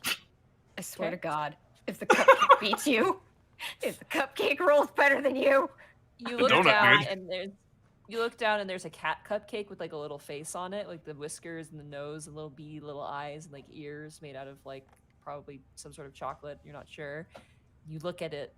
It looks at you. You look at it. And it looks at you. A bead of sweat runs down the side of your face as you look at it. And it looks at you, unwavering, unflinching, piercing into your very soul. You look back at it, your eyes sweating. It looks back at you. You gulp and swallow hard as it looks back at you again. You feel your sense of your being overwhelmed as you look back at it, and it looks back at you. Brian's gonna close the lid to the cupcakes. Close the lid immediately. As this is happening, as the back and forth is happening, the background is getting darker and darker and darker, and like the point of view, like the field of view is getting more widened. The moment you close it, all of the phenomenon ends immediately. I was just about to get one. Why would you close it? Are you okay, good? Bryant? Everything's fine. Everything's fine. Okay. He's gonna go sit at his desk. I'm gonna open the box again, and what, Yeah, what do I have to He choose from? wipes, he wipes some icing away from his mustache. All right. So what kind of cupcakes I'm- are in there still? Oh, there's chocolate, vanilla, there's strawberry, there's a peach one, which is really I'm gonna good. grab that strawberry one. There's also Monty, hi. what's Sneffine's favorite flavor? For cupcakes? Oh gosh, chocolate. Okay, could you save the chocolate one for me? I want to take it home. Oh Are yeah. there Here, multiple I'm just gonna chocolates? There are. I'm gonna yeah. grab it real There's- quick and just get a napkin and be like, here, you go. The chocolate one has like a swirl of chocolate that runs up the actual swirl of the cupcake itself, and then it has one of those like crispy, what do you call them? Like they're like the straws, but they're like cookies. They're like the long straw like Oh, they're cookies. called something. No, they're called Yeah. something. Or have a name to them. Or those like ones that are like They're wafery. They're like yeah, those. and they have chocolate inside, and they're like you can drink. Sorry, milk getting out of really them or derailed whatever. on the cupcakes. It's I got important really to into the me. baked goods. There's like that's like stuck into the cupcake. They're very nice cupcakes. I can keep describing them, but they're They very high remind me of the quality Poke cupcakes. Puffs from I the used to- contests. I used Yeah. to. They're like Purelines or something. I used to eat Don't them know a what lot that when I was a means. kid. That's the name of the. That's what they're called, Pureline. Oh, okay. I love those. I really like them. Those are like my I used to favorite eat thing. the Anyway, shit out of them. Khel is going to grab 2 vanillas and 1 chocolate. He's going to walk over to Bryant with them. Did he grab the kitty one? Was that a vanilla one? I don't the know. kitty one was the strawberry one. Oh well, I have the kitty No. one. I'm going to eat this kitty one. You let's stare go at with its the vanilla face, it stares back at you, there's nothing, and you bite into it. It's like, it's good. Khel's going to put the vanilla one on Bryant's desk. You should eat. It is good for you. Not so much cupcakes, they're bad for you, but it is good to enjoy. Hey, Monty, Hi. I'd like to insight this cupcake. Go ahead and incite the cupcake. It's a 13. Okay, there's no face to insight, so this cupcake is safe. That cream, sugar. Brian is vanilla. going to pick up the cupcake and hand it back to Khel. He's going to look Khel dead in the eyes. Hey, Rex, Yes? I need you to take that cupcake somewhere else. I can't look at it anymore. Are you allergic? I can go get you some cookies from the cafeteria. He's going to tap Khel on the shoulder and look him dead in the eye. Khel, it's a cupcake, and it's vanilla. I do not understand the significance of this, but I will do as you ask. Thank you, Khel. Khel will very stiffly just turn around and walk back to the box and put the vanilla back in. Can I incite Bryant to see what the hell he's doing? Yeah, can I insight too? Yeah, by all means. That's a 19. Nice. That's 11.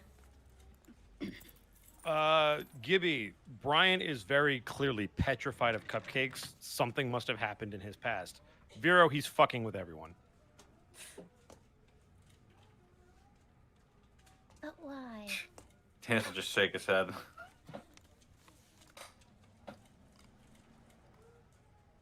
Anywho. I'm going to. Is there like a registry we have access to of what races are not citizens? Because I have an idea. It's more of you have a registry of what are citizens. And you know what? Because no one really knows this information, I'm going to read it out loud. I have that specific form open right now. Yeah, I just think for the sake of the audience, I'm gonna read that out real fast. Okay. Okay. So,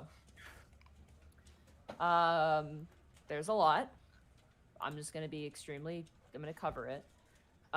So Azamar, I'm gonna say you guys all fold open a book that just basically lists off the approved races, in terms of basically rights and civilian status, essentially. So Azamar are protected under the citizens, under the Human Genetics Convention, essentially. Bugbears are not considered citizens. Centaur are citizens under the Emerald Guild of Elves and Fae. Changelings are not considered citizens. Dragonborn are citizens under the Durkomai Business Bureau. Dwarves are dominant citizens. Elves are dominant citizens. Furbolg are protected under the citizens under the Emerald Guild of Elves and Fae. Gnomes are dominant citizens. Goblins are not considered citizens. Goliaths are citizens under the Mountain Dwarves Moundheim Honor, which is essentially means that they fought in a war with dwarves on the dwarf side, and that gave them rights later on. Half-elves are citizens under the Human Genetics Convention. Half-orcs are citizens under the Human Genetics Convention. Halflings are dominant citizens. Hobgoblins are not citizens. Humans are dominant citizen. Kenku are citizens under the Beastfolk Horde, Kobolds are citizens under the Durko My Business Bureau, which is the same as Dragonborn. Lizard folk are citizens under the Beast Folk Horde as well. Loxodon are citizens under the Beast Folk Horde. Minotaur are citizens under either the Beast Folks Horde or the Mountain Dwarves Mount Hind Armor, depending on what their family lineage is. Orcs are dominant citizens recently. Shifters are citizens under the Emerald Wield of Elves and Fae. Tabaxi are citizens under the Beast Folk Horde. Tieflings are citizens under the Human Genetics Convention. Turtles are citizens under the Beast Folk Horde. Tritons are dominant citizens. And subrate specifications. Duragar are not considered citizens. All elves are covered for High Elf, Wood Elf, Eladrin, and Sea Elf. They're all allowed. Drow and Dark Elves are not considered citizens. Deep Gnomes are not considered citizens as well. So that's what you would know. Anybody else, anything else is not considered a citizen unless it is listed here. Additionally, there are some races in this game that do not exist. So I will not go through them, but they're just generally a few that just don't exist at all. So Hey, Monty, hi. would it be possible to have you create a note for us on Roll20 with all that? Because I don't want to have to ask you to repeat it. Sure, I will make that note right now. Cool. Yeah. I'll put it under documents. I appreciate We also, you.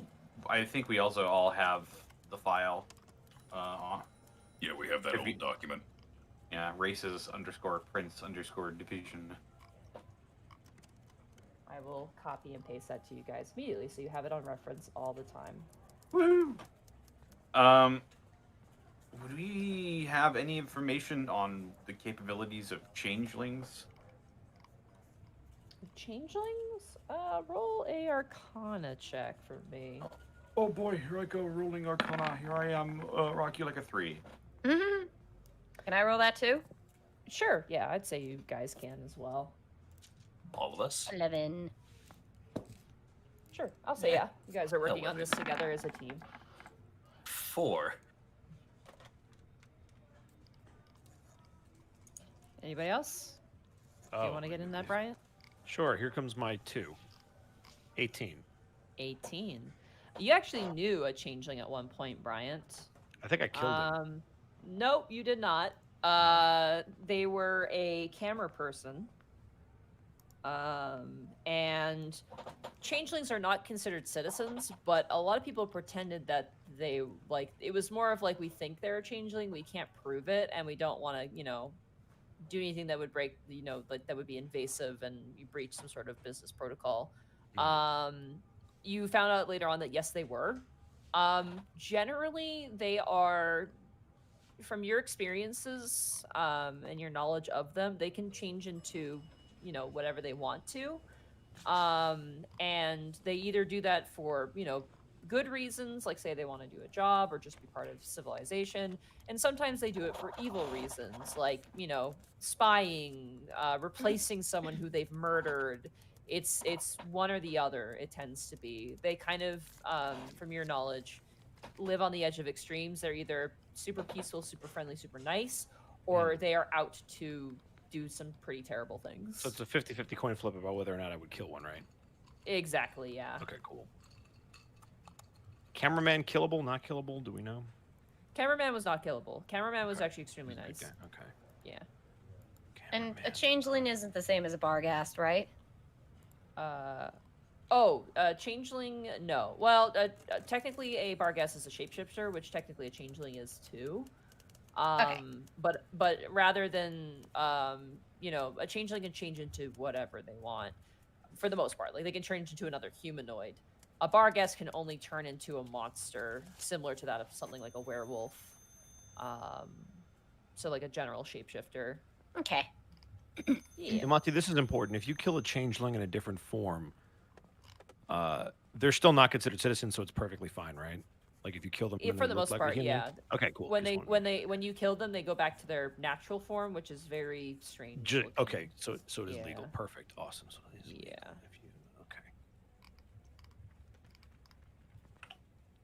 Generally speaking, straight up murdering people is not super good, obviously, but like, Oh God, yeah, no, that would be awful. But I just want to. But it is legal. yeah. They're cool. they're technically monsters in this sense, Okay. but they are human enough that it's arguable. But some of them are straight up monsters. Some of them aren't. It's like dragons. Same thing. Sweet. Well, I'm satiated.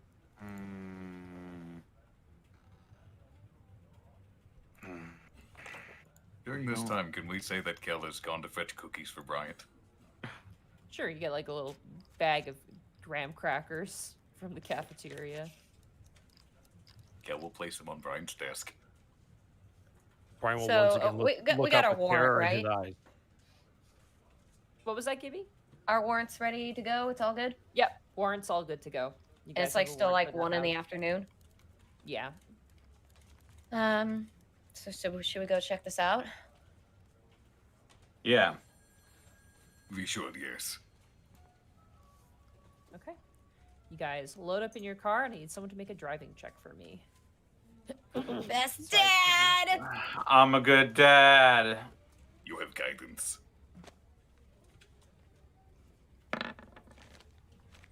Okay. It's 11.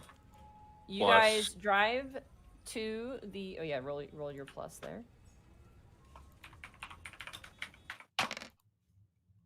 12. Nice. It takes you a bit of time to find the particular area. This is definitely a more probably needs to be bulldozed and rebuilt area of town. The houses here are all very old, probably by human standard. As you guys make your way through, it's very strange. Like there'll be like a skyscraper, and then like maybe a block down there's just like a collection of houses that look like they've seen better days. You guys park the car and make your way out, and you see the location. It appears to be a church-like temple, sort of old auburn wood on the outside. There's like a weird like gap in the front yard where probably a sign used to be that hasn't been quite cared for. The lawn is overgrown, unmowed. There are some trees that just have branches that are sagging on the roof and other parts of the house. There is a steeple to this house, but it's like in disrepair. Probably once upon a time there was a bell in it, but it's probably gone now. It's a fairly substantially sized building, though. It's not like huge, but it's definitely like bigger than the average house.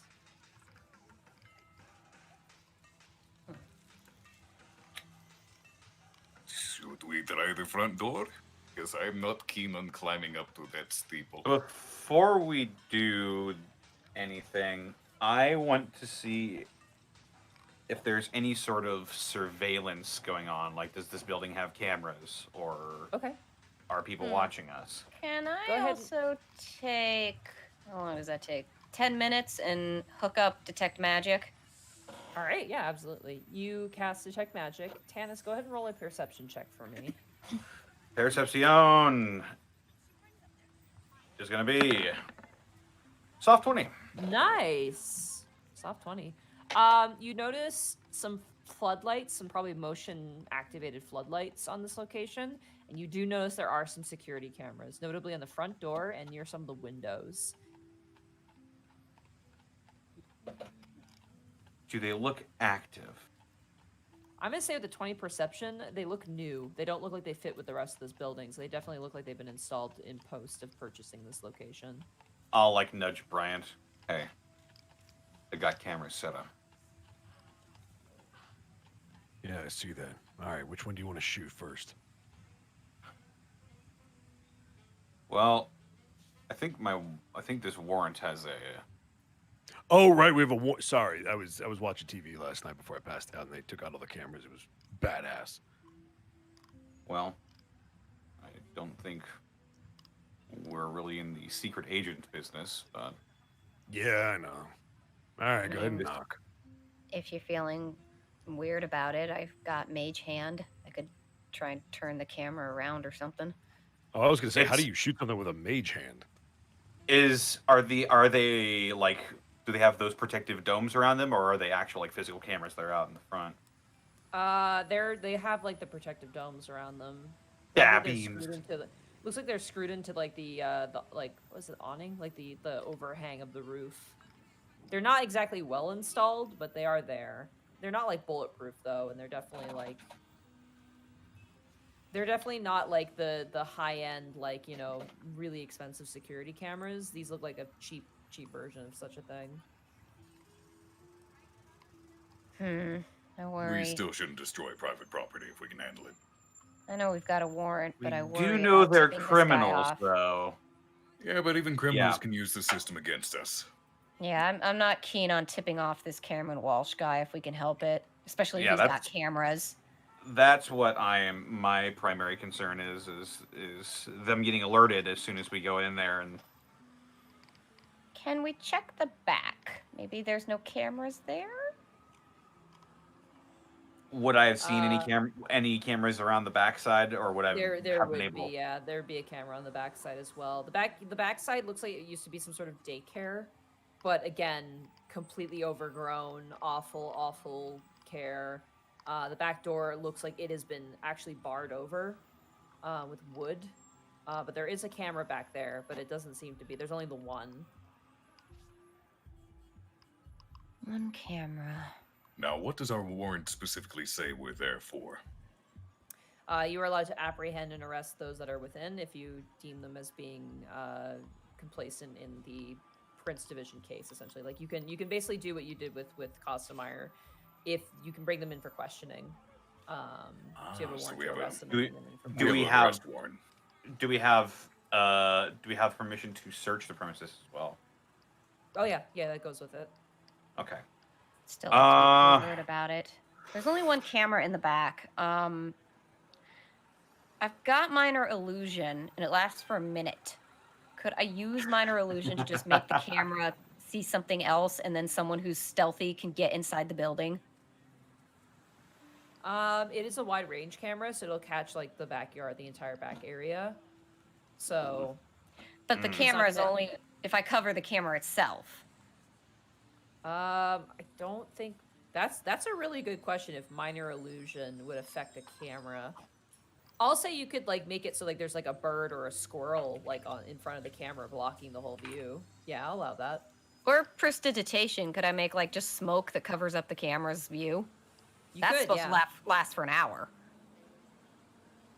Yeah, you could do that too. Yeah, absolutely. You can also have 3 effects active with prestidigitation at once, so you could cover up at least 3 cameras. Well, if we're going in the back, though, I only have to worry about one camera, and if there's more cameras inside, I want to hold off and save it for those.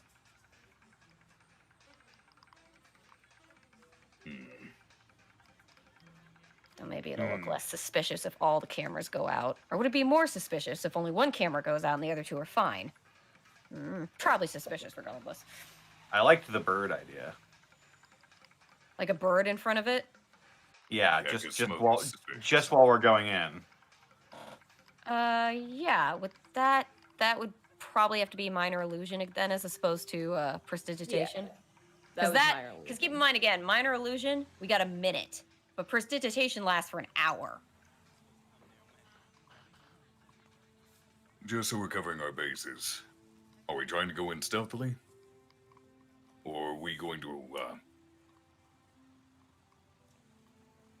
I'm wondering if we should try to play this by the book a little bit, like have one person at the front That's door what I'm doing thinking things too, yeah. legitimately, while the others sneak in, because we're officers. We can't just sneak into a place. We gotta make our presence known. Dang. I mean, then it doesn't really matter about covering up the cameras, does it? I mean, people could still sneak in while they're busy at the front. They have to let us in one way or another. We have the warrant. Are That's we? true. Mm, Oh yeah, that's true. All right. should we have someone watching the back entrance? Well, I need to do the camera, so I should probably be in the back.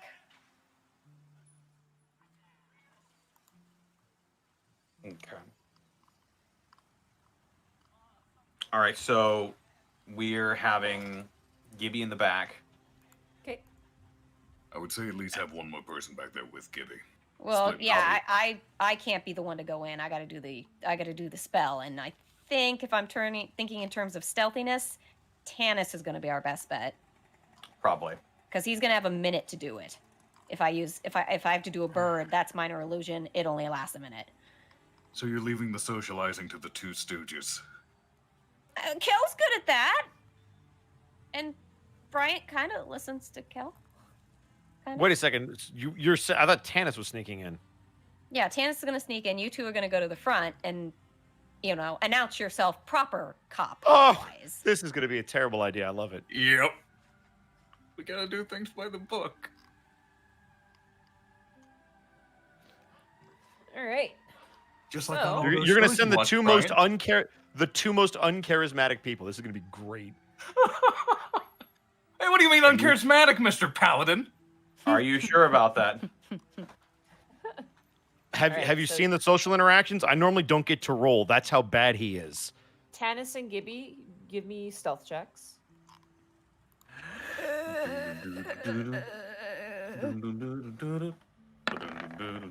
That's gonna be a natural 20. Oh my god. 16 All soft. right. That's not bad. Nice. The nice thing about this location is all the overgrown grass that this person hasn't probably taken care of. So you guys are easily able to sneak in the grass to the back part of the building. Meanwhile, at the front, Khel and Bryant. Okay, he's seen this before in a movie. He's going to bang on the door. Okay. Roll a perception check for me. Well, Just Brian? Yeah. Perception check.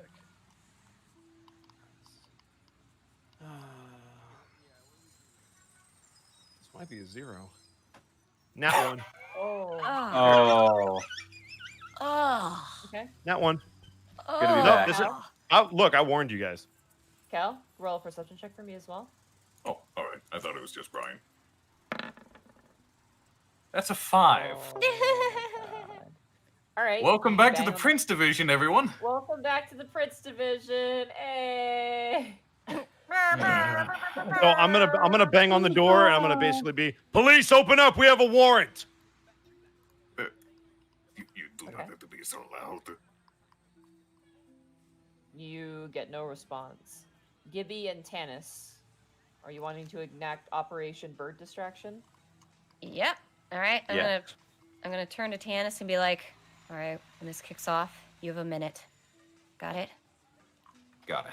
And I will cast minor illusion to place the realistically largest raven I can in front of that camera.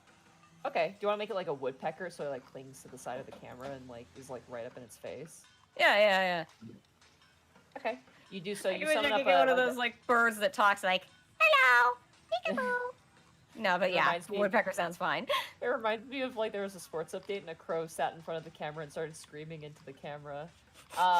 You do so. You do exactly that. You make a raven crow kind of just perch and look down at the camera and block the view completely. Tanis, you sprint across, hidden from view, and get to the door. What are you doing?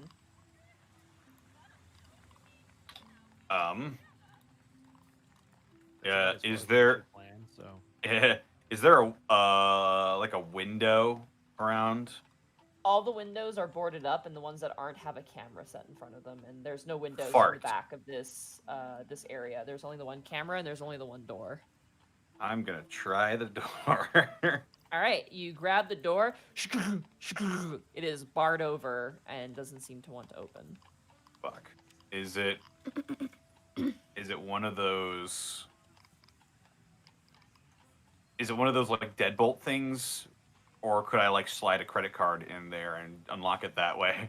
This is a full-on locked up deadbolted door. It is. Shimata. It has the actual doorknob to it, which is locked, and then it has an actual padlock with latches on it as well.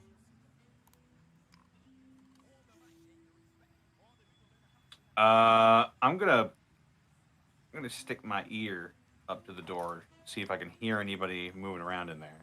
Okay, go ahead and roll a perception check for me. Perception. 17. You hear Bryant bashing on the door and yelling what he yelled. But beyond that, you hear nothing else. Nothing else. Nope.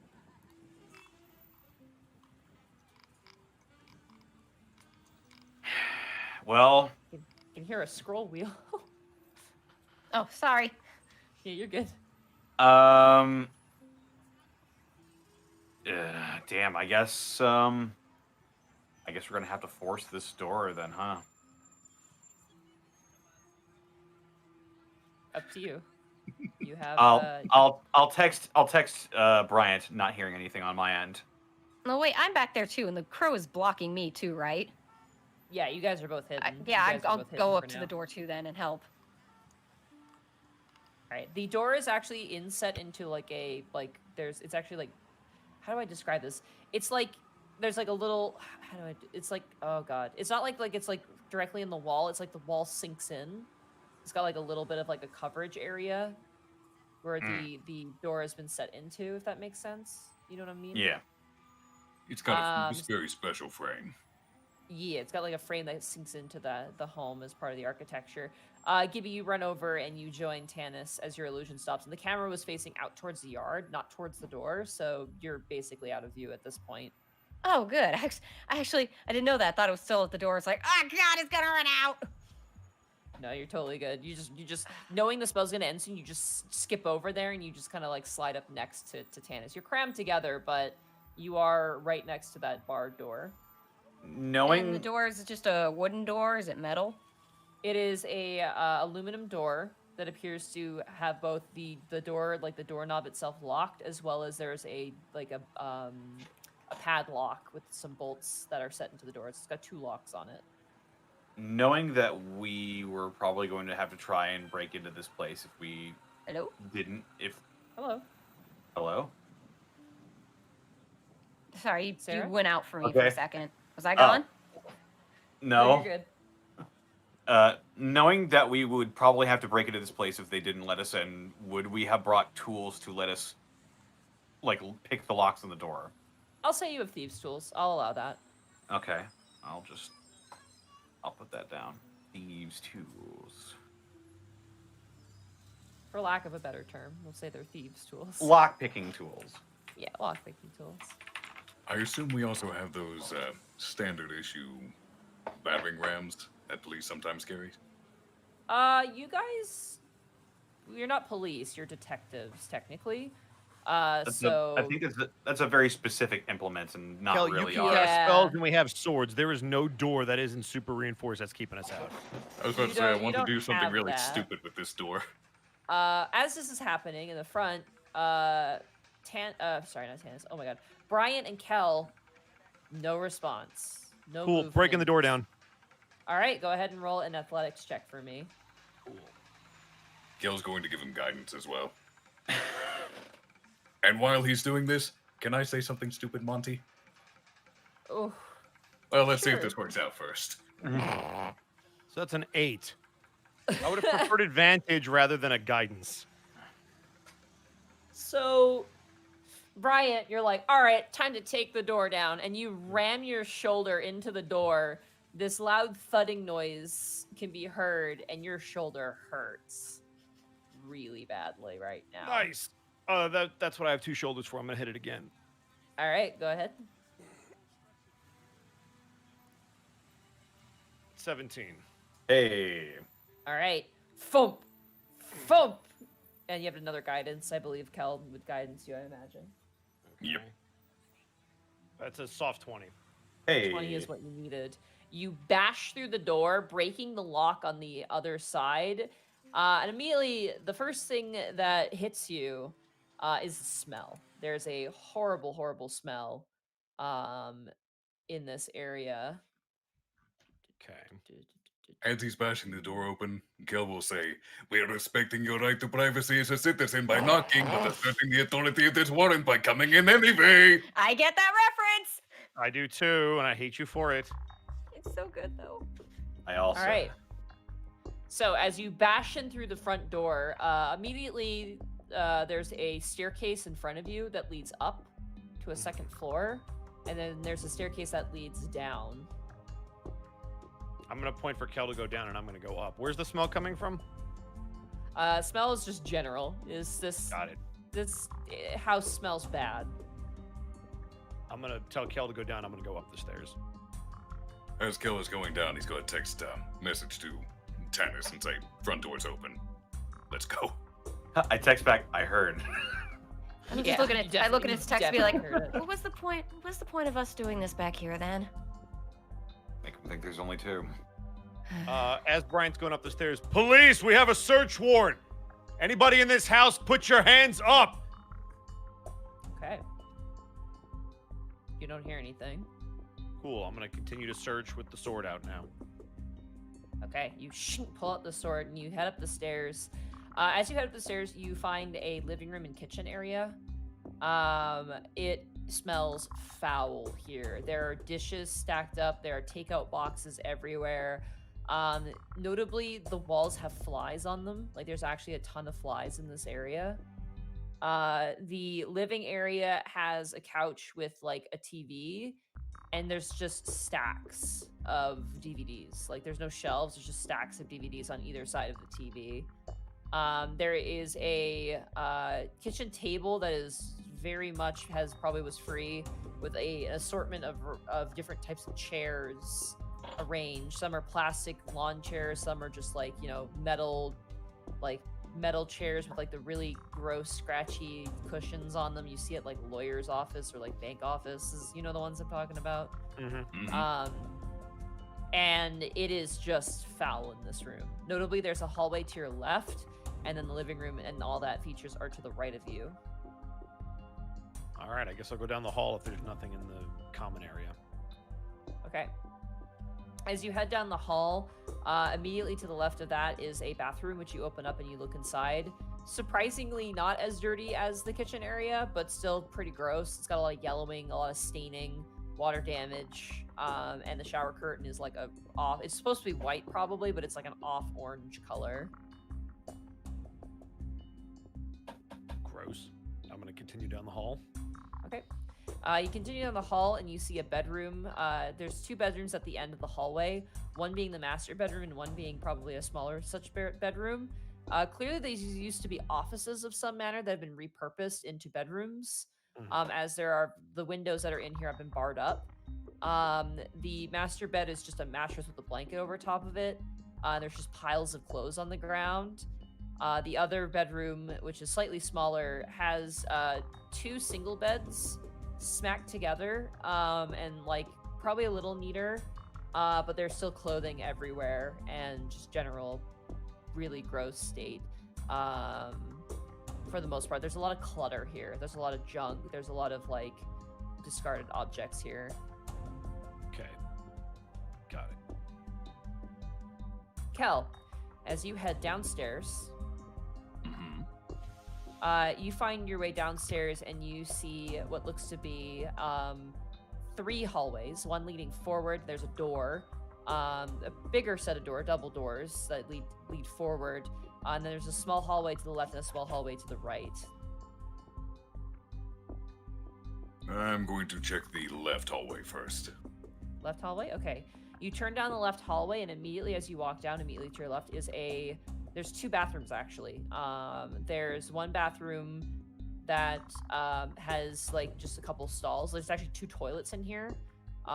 One's in a stall and one's out of a stall, and then there's a sink. The one after that has 2 urinals and 2 toilets in it. It appears that these would have been men's and women's bathroom before this place was repurposed as a home, and was probably once a temple to some god of some sort.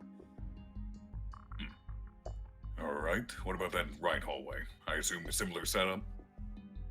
There's more hallway to the left if you want to proceed forward. It keeps going. Certainly. That's just the most immediate room to you as you're making your way through.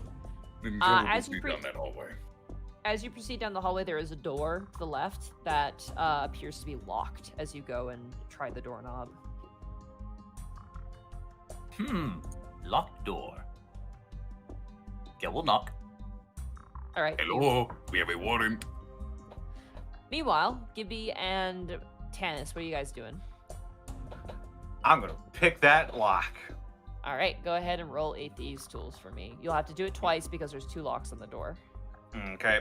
That's just my dexterity since I'm not proficient in it, correct? Yep. Am I Right. better at You can that? assist if you want to. Nope, What is this roll? Dexterity. I think Tanis is Unless definitely you're- gonna be better.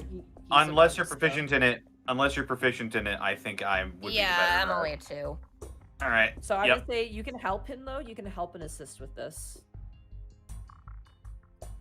Alright, I will assist. All right, so you can roll with advantage now, Tanis, as Gibby kind of gives you pointers as you're doing this. Yeah, I remember slipping playing cards into these regular locks as a kid, but never nothing like this. How often did that actually work? More often than you'd think. That's a soft 20. Nice. Padlock, easy, done. You just pop it off, you throw it to the side, and you unlatch the latch that's on the door, leaving you with the actual door handle now that needs to be picked as well. Okay.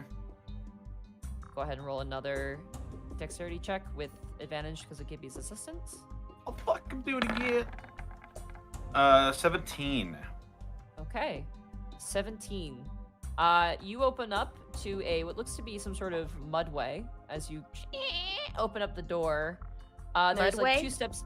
Yeah, it's like a place to like take off boots, like the kids. This is Okay, a daycare. okay. Think of it like Probably a the landing. kids. Yeah, the kids probably like would have taken off their boots here.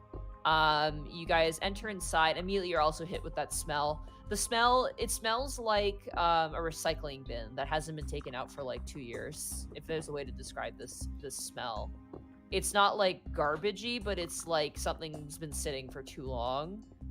There's definitely a smell of rotting food. Definitely a smell of just like weird moldy water wood. It's very, very stinky. As you guys push forward and you guys head up the 2 steps, immediately you are met with another door, and immediately to the right of your position in an open area appears to be a desk with just stacks of just stuff. Like it looks like VCRs, DVD players, a variety of different electronics stacked up, and it looks like it to be like a little workshop area. Roll investigation on that. Sure, absolutely. Yep. Ooh! Wow. Goodbye our luck for the rest of the night. Double nat 20. Don't sit a coin! Holy crap, Gibby. Looking at this, these are clearly stolen VCRs and DVD players. Notably, some of them have like display stickers on them, which seem to be being removed. Definitely stolen goods for sure. That's it? That's all I got? That's all you got, unfortunately. I'm sorry. There is another door leading forward, though, that appears to also be locked. Okay.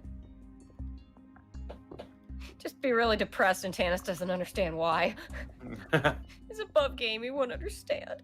I'm sorry. I'll carry it over at some point, but yeah, unfortunately, there's not a whole lot to be said about this area. Alright. Meanwhile, Okay. Brian upstairs. I'd like to sense motive on the bed sheets. Oh my god. No, I mean, if there's nothing to see, I'm just going to keep looking around to see if anybody's in here. I'll go back to the common area. You have the Sweep power to right. make this stop, Monty. Nope. All right, you're going back to the common area. You're in the kitchen, and you are in the living room. It's kind of like it has like the kitchen and the living room are kind of separated, but it's kind of like a circle shape. But there's like kind of a wall in the middle where there's some shelf, like there's some countertops. It's not an open plan for you house, home, network, whatever fans. It is a closed plan. But it kind of goes into a circle where if you go into the kitchen, you go to the dining room, then you go into the living room, you can go back into the kitchen from that point. Again, the kitchen, probably the grossest place in this house so far. It is disgusting. Did you want to investigate anything in particular in this space? Does the fridge have a dead body in it? As you open up the fridge, it does not have a dead body in it. It has a 6-pack of beer that only has 2 cans left. It has 2 takeout boxes that are molded over. There's a half-drank bottle of diet soda, and the freezer has just some ice cubes. Nice. I'll close the fridge. Yeah, I got nothing. There's nothing up here. All right, team doing shit on the bottom, I guess. All right, Khel. First thing I want to do is, I'm going to cast Detect Magic, honestly. Okay. Oh wait, I have Okay. detect magic up. Am I sensing anything? Nope. Not Okay. at all. Do I sense anything within 30 feet? Of your current position, no, you do not. All right. How wide is this hallway? Hallway is 5 feet wide, so it is a 5 foot by 5 foot. Oh, good. Kale's bigger than that. So what I'm going to have Khel do is he's Sorry, going to not- try it's to. not, sorry, it's not 5 foot tall. I'm sorry, it's like 5 foot wide. It's normal. Oh no, height. that's perfect. Yeah. Kale's going to try to force that door open, but he's going to wedge himself in between the door and the wall and use his big size to his advantage, trying to leverage. That will not work because sorry, I'm so sorry. That won't work because it's like a hallway. So it's like there's the wall is facing a wall. It's not a wall, it's facing the door. Oh, so you I thought can't the door leverage was yourself. across from a wall. No.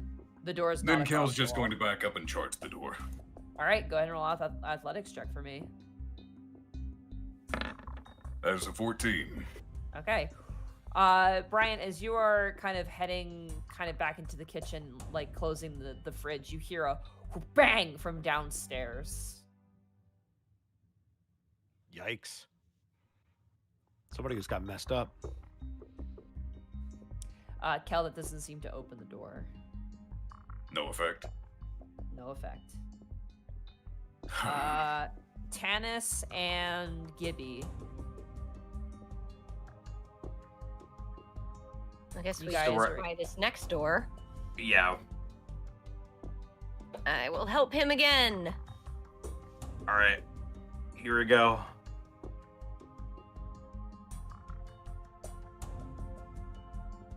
Any day now. That's a natural 20. Nice. Easy enough with Gibby's assistance, and you're kind of picking up on this a little bit better each time. It's also almost exactly the same type of door that you've just picked.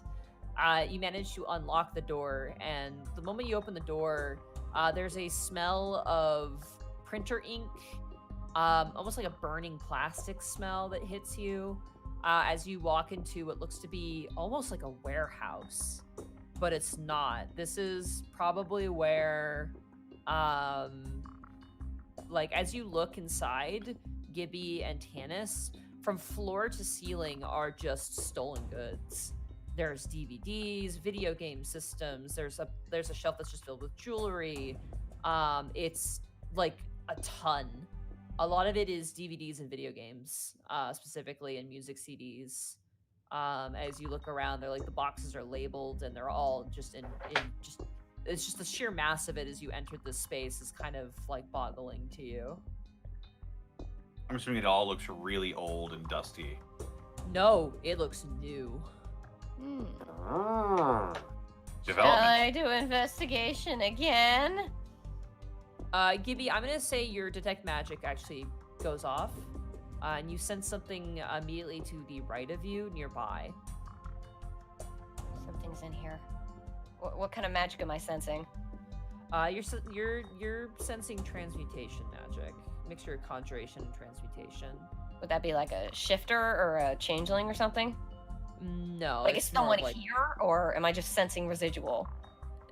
You're not sensing residual. You're sensing something, I would say, but you can't see it right now. But you can feel it, and that's the type of magic it's giving off.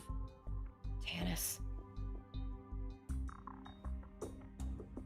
What? I think someone's here. I think a transmutation magic. I'm gonna real quick grab my cell phone and fire off a chat text to Khel and Bryant. Okay. Basically kind of saying the same thing. I'm gonna be ready to, I guess, defend myself and Gibby. I'll have a hand on my sword, but I won't. Do I have a draw it. general idea of where it is? Yeah, you do. It's within 30 feet of you. It's immediately to your right. It seems like it's up against the wall that leads around the corner slightly. So is it like we don't see it because it's behind the corner? It's behind one of these this place is cluttered as well, but it's behind one of these really big shelves that you just can't see through. How many feet did you say? From your position, you would have to go immediately to your left. Immediately to your right for probably about, I'm gonna say, 15 feet, and then forward about 5 to 10 feet from that point. It's to the right, behind something. Can we do a perception check? See if we hear anybody breathing or something? Sure. Absolutely. Tanis and Gibby, give me a perception checks. I will do this. That's gonna be 23. Nice. Oh my god, What Sarah. the fuck? Yo, Lord. backdoor. Yo, the backdoor team getting all the natural 20s. Yeah, to be fair though, I haven't Okay. rolled it on anything really useful. Smell Really, yeah. you should have gone to the back door, Bryant. You No, that's guys all right. She's both- gonna get a whole bunch of nat ones on her death saves. You guys both No. hear a whirring noise, like kind of a machine-like noise, like a sort of noise that's consistent. It's definitely not a person, Gibby. I'll say with your natural 20, you know it's not a person at this point, which kind of gives you a sense of ease. It is definitely a machine of some kind that is giving off the magical essence that you are sensing. Huh. All right. I think it might be okay, but let's be careful, all right? He nods and he'll advance. He'll go in Here's first. Go roll a stealth check for me, assuming you guys are moving stealthily. Yeah. Okay.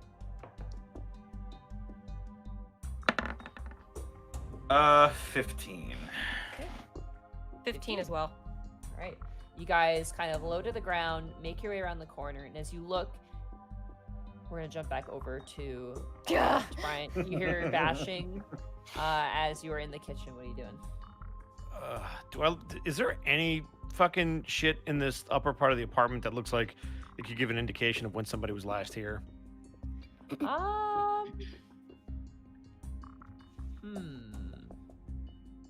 Preferably without having to roll anything that's investigative. Well, I hate to break it to you, buddy, Uh-huh. but that would require an investigation check on the kitchen. Great. It's an 8. 8. As you walk over to take a look, the smell is just too much, and you can't even like comprehend. And you kind of make your way back over and kind of retch a bit. This is my life. All right, I guess I'm going downstairs because I can't figure shit up out here. This is Alrighty. bad. Khel, I'll make my way downstairs slowly because it's probably just him banging at a door. Khel, Mm-hmm. what are you doing? You're in front of the door. The door did not give. Well, it has to be locked for a reason, so Kel's going to take out his mace and aim at the handle, try to Okay. force it open. Roll to hit.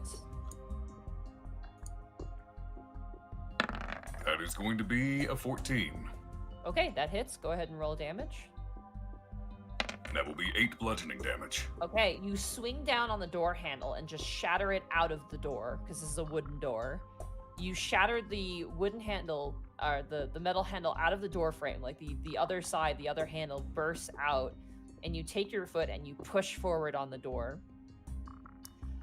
Immediately as you step forward, you smell almost like something like a medical's office or like a dentist's office smell. As Kel would be you- familiar with that, being a medic. Yeah, you would. This is definitely a lot less sanitary, I'd say. As you see a bunch of shelves, what looks like to be wood slated room with, again, more clutter.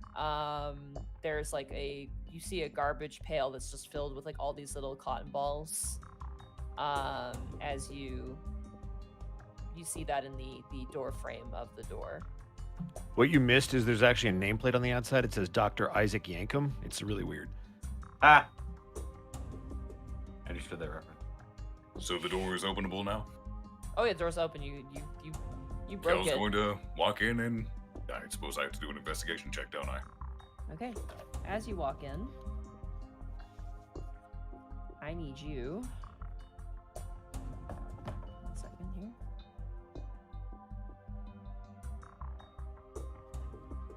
Sorry, give me half a second here.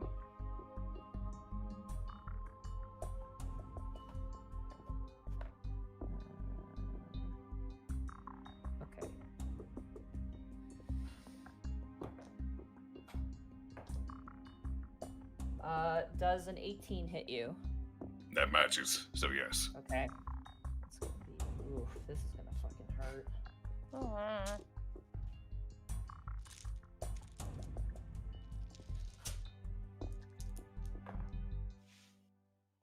And then Hey, brought to you by Die Hard Dice. Brought to you by this roll brought to you by Die Hard Dice. So that's gonna be. Okay, not a terrible roll. You're very lucky. You take 10 points of bludgeoning damage as you enter this room. A shovel bashes you on the head, and that's where we're gonna take our break right there. Pong! What the fuck? Either a trap or someone just smashed my head in. Nah, that You sounds did like someone fucking- smashed Did your you like head. just walk into a rake? Is this like a Tom and Jerry episode? Could go to ice cream jail. Bonk. Bonk. Bonk on the head. Bonk on the head. All right, break time, guys. Oh, I'm, boy. Break I'm real just gonna stay quick. here. I'm good. I never leave. Yeah. I need to eat. I'm really sorry. My throat is actually acting up again, and I've been coughing a bit. I'm really, really sorry, chat. You're all right. That bothers you guys. I'm so sorry. Yes. How dare you? But yeah, I'm gonna go bathroom real quick. Okay, I'm gonna grab Bye, some. Sarah. BRB. Bye, ladies. I wonder if I walked into a trap or if someone's in there. I I think prefer it would to be just think that funny you if you stepped walked on. into the trap.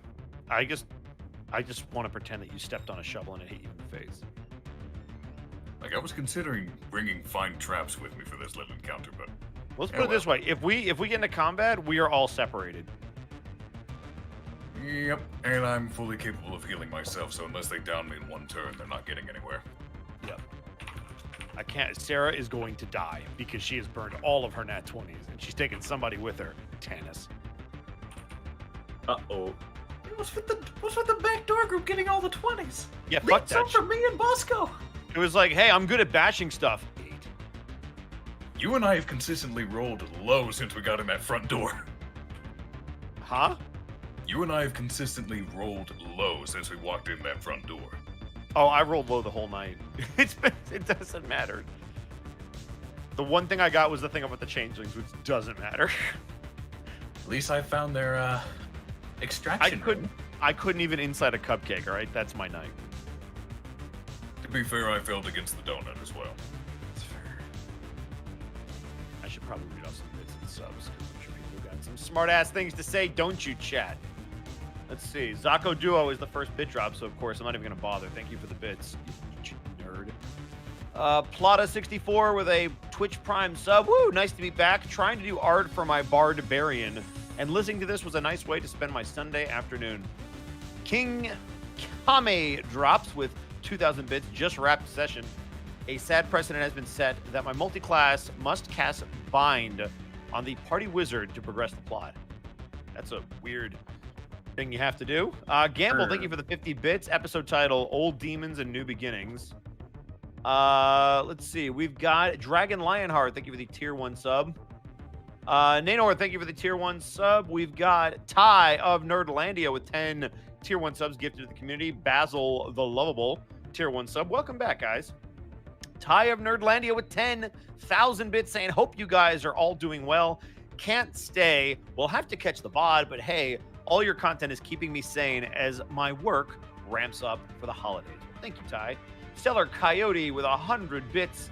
Bryant/Cupcake Showdown causes the whole area to go dark. Is Zobi doing that thing again? Wells with a tier 1 sub. What does Brian have against cupcakes? Sozo, thank you for the tier 1 sub. The Goblin Review, thank you for the tier 1 sub. The one Freeman with 200 bits. These good rolls are a bit scary. Bernavon, 100 bits. Bosco, your 3.5 is showing. You gonna ask for an appraise, gather info, use rope check this session too. Why? Because I said sense something's motive? That's what an insight is. You're sensing their motive. Just because it also happens to be a 3-5 term doesn't mean I've asked for a rope check, gather information, or an appraisal. But I'd like you to know that there is nothing that would cover those things outside of investigation in 5e. Just throwing that out there. Back in my day, I used to have to put points in both listen and see. I would have to perceive And listen, I would have to sense a motive and diplomancy. Stop making me feel old. ZN Lida with 300 bits. It's been 6 weeks since we played Prince Division. Sponsored now by Die Hard Dice. Still rolling shitty. Loneheart, 45 bits. Tanis playing Among Us. He doesn't know how to switch to keyboard and mouse, so he gets nothing done looking for the tasks on the map and gets killed every time. Did you just call me Boomer Bosco? Why? Because I played 3.5? Don't get mad at me because I played my preferred version of Dungeons & Dragons.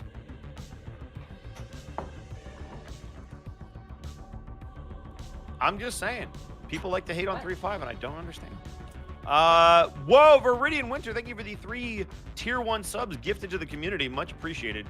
That is Oh, no, sorry. tier Gifting 1 3 Tier sub. 3 sub to Snake. Thank you so much. Dude, the man with 100 bits. Boomer Bosco uses full defense. See, you're just mad. So, dude, I don't understand why you would mock a system that gave so many different people so many different versatilities in combat.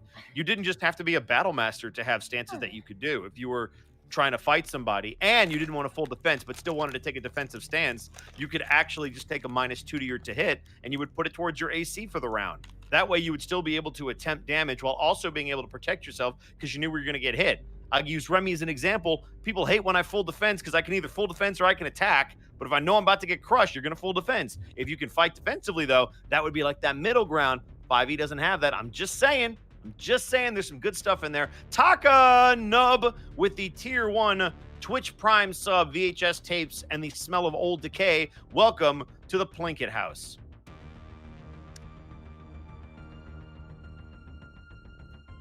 That's a Red Letter Media reference. I get that. I don't get it.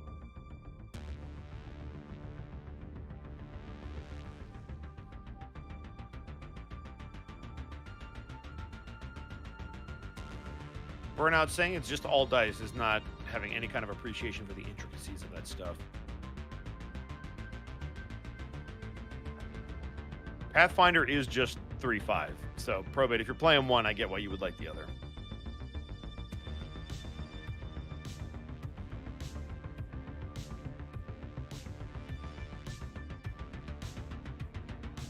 If you play just a straight basic fighter in 5e, I would recommend picking some... I would take some feats. I would forego some of your boosts and take some... Because fighters also get the extra like ability boost where you can take a feat. That's what I did with Remy. And on top of being an Eldritch Knight, like there's some really cool combinations depending upon what your DM lets you do. Jade with the... thing. Like, if you're playing a fighter, like that's your like... Your big thing is the fact that you get more ability score improvements and you have the option to take more feats as that type of character. That makes fighter extremely versatile, which is really, really cool. You could turn fight. It's kind of like a scaled down version of what you could do in 3.5 because there would also be like a ton of feats you could do in 3.5. 5e just kind of simplified it and was like, hey, these are all the feats. There's only like 25 or so, I think, across all the books. Which that's the one thing I wish 5e would do. I wish they would increase their feats and their spells. So I'm hoping that the new book adds a bunch of stuff. I'm kind of glad they don't. And this is my reasoning. It's because there was just so much in 3.5 that it was impossible. Like, you had to know all of them to know if it was going to be balanced or not. Like, that's the thing. The more things you add, the more breakable the game becomes, and the more that difficult it is to track and find references for. I would say that there's a happy middle ground between all of the books at 3, because 3.5 did have a lot of books, and even I couldn't tell you all the spells in 3.5. But I feel like there's a middle ground between all of that and the limited that we have in 5e. I feel like you can incrementally inch towards some more spells. But Jade with 1,000 bits. When Arcolf laughed when Durzib said, "And there's Brian," I laughed as loud as Arcolf did, and my friend said I sounded similar to him. Nice. Fanfur with 100 bits. I'm happy to see the Prince Division rolls mixing it up on the return stream. Can't wait to see how it goes when combat starts. Is that Fanfur Seeks No Attention? Yes. That's my friend Shay. Oh, Shay? what up, Shay? Shay, I'm saying your name. I'm sorry. Fanfur. I want more of your mom's brownies. They were so good. Question: dude. Is Shay the butthead or is that just Draco? That's Draco. Shay's a pretty good lead. Shay, like she's great. So she's okay. Got it. I'm just trying to learn your classifications for all your friends. Shay is our. If we were ever trapped on an island, she would lead us to survival. I think. I mean, yeah, but I think most people would ditch you to survive because who would want to be stuck on an island and potentially die? Let's see. We've got Captain Necros with 245 bits. Hey, out of curiosity for the entire cast, it's often asked, how do I become a good DM? But mine is, how do you be a good player? Respect your DM and communicate well, and remember that you're a part of an overarching story, and it's not just about you. So while you should have fun, all of you are kind of playing together in the same sandbox. So work as a team and communicate. Do not overcomplicate things. Keep it simple. Keep it straightforward. I was gonna say, if you're playing, make your character based on how they can synergize with other people. So like, if like, you should always do that whenever you make it. Like, it's cool. Like, I'm gonna make a super cool character, but it's like that character has to interact with other people. So you got to give them an aspect to their character that either relies on or meshes well with other people. So like, case in point, my character Oss really loves imparting good lessons upon people and stuff like that. And like my Adventures League character, Blith, was like always, he wanted to see people do the best that they can possibly do, and he was basically a glorified cheerleader. Like, he was always like, you can do it, you can win, I love you. Like, The thing I would piggyback on that and say also make them extremely relevant to the world they're in. One of the things that I tried to do with Remy is Monty sat me down and basically explained the world, and we tried to figure out collectively what's the best way for this character to feel like they belong where they are. So that's why a lot of people are like, man, Remy really feels like he's a part of the world. Like, that's intentional. Like, he feels like he should be in Alavast. He feels like he should be doing what he's doing, and there's really no reason for him to leave. So every now and then, if you want to make that wild card who's like, I kind of don't belong, like, that's okay. But when you have a party of that, it can be really disruptive to the story, because it's like, well, then what's the point of you being here? So try to, as best you can, ingratiate yourself into the world and be like, there's a reason this person is in this spot. Jade with another 50 bits, also have pocket bits. I hope Bosco does more Ravenloft next October. I loved it so much. We'll see. That is a year away. I'm just happy that Prince Division is back. Probate with 10,000 bits. Flash bang. I like listening to Monty and Bosco. I like listening to Monty and Bosco talk about D&D. They both know so much. Hashtag nerd sibs. No, man, she's already got one nerdy sibling she can't stand. She doesn't need another one.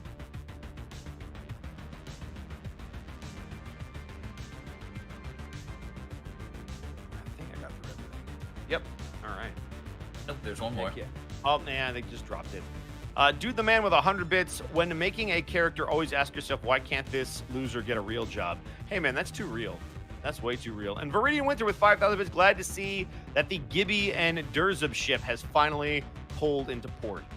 Wait, wouldn't it be leaving port because the ship has sailed? So what you're saying is we need to find Durzib and Gibby and smack them with a bottle of wine. Oh my god, yeah, I would love to hit Durzib over the head with a bottle of wine. Just whack right in the back of the fucking... Anyway, yeah, so I think it would be leaving port. Or leaving. The ship sailed. But yeah. Still waiting for the dad scene. Yep. And come to think of it, you said that in front of all of us. I'm surprised Brian didn't say anything. What? I was Well, assuming Durzib Brian and was Gibby just dating. stewing. Or he was upset about the cupcake still. No, he had a headache. No, the cupcake happened after that announcement. Also, it's not a secret to anybody who can read people, and he totally understood what was going. Why do you think he was sitting in the front seat? That wasn't a shock to him. That's kind of why he didn't have a reaction, because it's like, oh, she said it. She said the thing that she said the loud part quietly all this time, and now she finally said it out loud. I have three dads on my team. To be fair, you haven't told Durzib that it's official, so you might want to do that next. Kitty Cat Gundam with a tier 1 sub. I'm so happy that I get to hear Prince Division again. Also, is everybody back? So I'm just reading stuff off. Yep, I'm just finishing up my pizza. One second. You have the cool dad, you got the loud dad, and you've got the marshmallow dad. And then there's Bryant. You're the loud dad. No, that was Gibby. Gibby's not a dad. Why not? I mean, Being you certain guys Gibby are is- my dad when it comes to Gibby Durzib. is the girl dad. Yeah, duh. What the Think hell? of like the three very different dad conversations that they would all have with Durzib. So, Arcolf, you watch Unexpectables, right? Mhm. Remy is a dad. Brian is not a dad. Brian is not giving you any words of wisdom. Remy is. I'm coming in here and I'm saying Remy is not a dad. Are you saying he'd be a bad father? Yeah. No one in the Unexpectables is a dad except for Cass. Well, yeah, because he has an actual kid. Like an actual kid. You say Brian's not a dad, but he's shown kindness and generosity and willingness to share wisdom with others before. Remember Breeze Rod? No, I Remember don't. Amelia? Breeze Roddy just threw some money at him. That's it's a very, no. No. Give him a little bit of advice. Thank you, You chat. I reassured him if appreciate nothing you. else. For the chat's got my back. I appreciate y'all. Pupasa Monkey with 100 bits. Monty, how dare you? Remy is a fine father for Panic to have. Son of a... I somehow doubt that Panic would ever refer to Remy as daddy. I know. That's Zeus's job.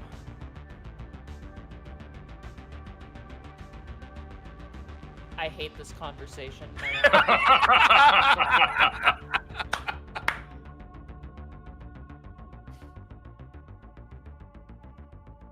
Oh, I'm so happy. Whenever you're done eating, we can stop this, Yeah. but otherwise I'm going to I'm continue just- down the road. All right, let's do it. Sorry. Rail back. I am. Arcolf, Connor, you there? I never Yeah. left. Bosco? Yeah. No, I'm not here. Sarah? Yo. All right, so that's I the got whacked on surprise the round. head. I need everybody roll initiative for me. What? 10.1. Natural 19.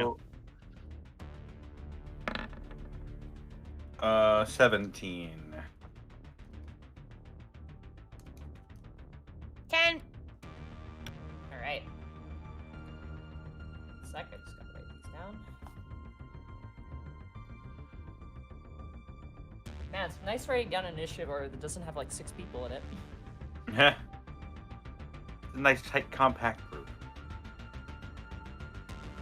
You mean 2 more initiative orders? Burp.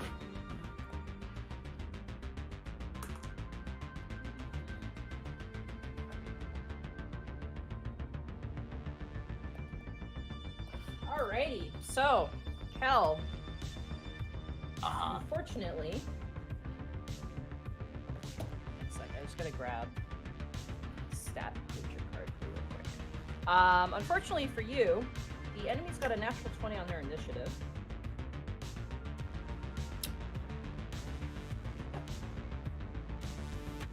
So, immediately coming from around the corner, you see a bugbear wielding a shovel.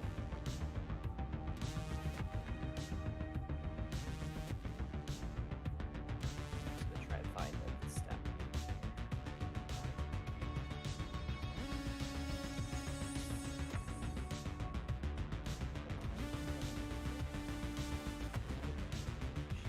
Should have done this during the break, but I was busy eating. What even is prep? Oh, there you are. Got it. Sweet. Sorry, I was grabbing some cards to help me with references real fast. Ah, yes, the famous cards. Okay. So, immediately coming from around the corner is a bugbear, wielding a shovel. He's got a very gnarled looking face, very kind of crude looking eyes, and he looks rather pissed. Immediately, he's going to swing at you again. Mm-hmm. Tab out his page real quick. Dropping the ball today. I'm sorry, guys. You were fine. Yeah, how dare you flip through your book? Question mark. Okay, so he's gonna swing at you again. That is gonna miss. That is going to be a 6 to hit you. So he swings with the shovel again, and you manage to bring up your mace and block the shot. As around the corner comes a young woman with black hair, a toque on her head. She's wearing a hoodie, tank top, and she pulls out a hand crossbow and aims it towards you, Khel, from around the corner. Are they all coming from this one room or the other Yeah. hallways? She's in this room as well. That is going to be a 22 to hit you. That hits. That is going to be 8 piercing damage to you. She's got a really good shot in on you. And around the corner comes the last human who is in the same room. And what does he have? Sorry, give me a second here. I took out all my tabs during my break because I didn't think to keep them in my thing in my book. Oh no.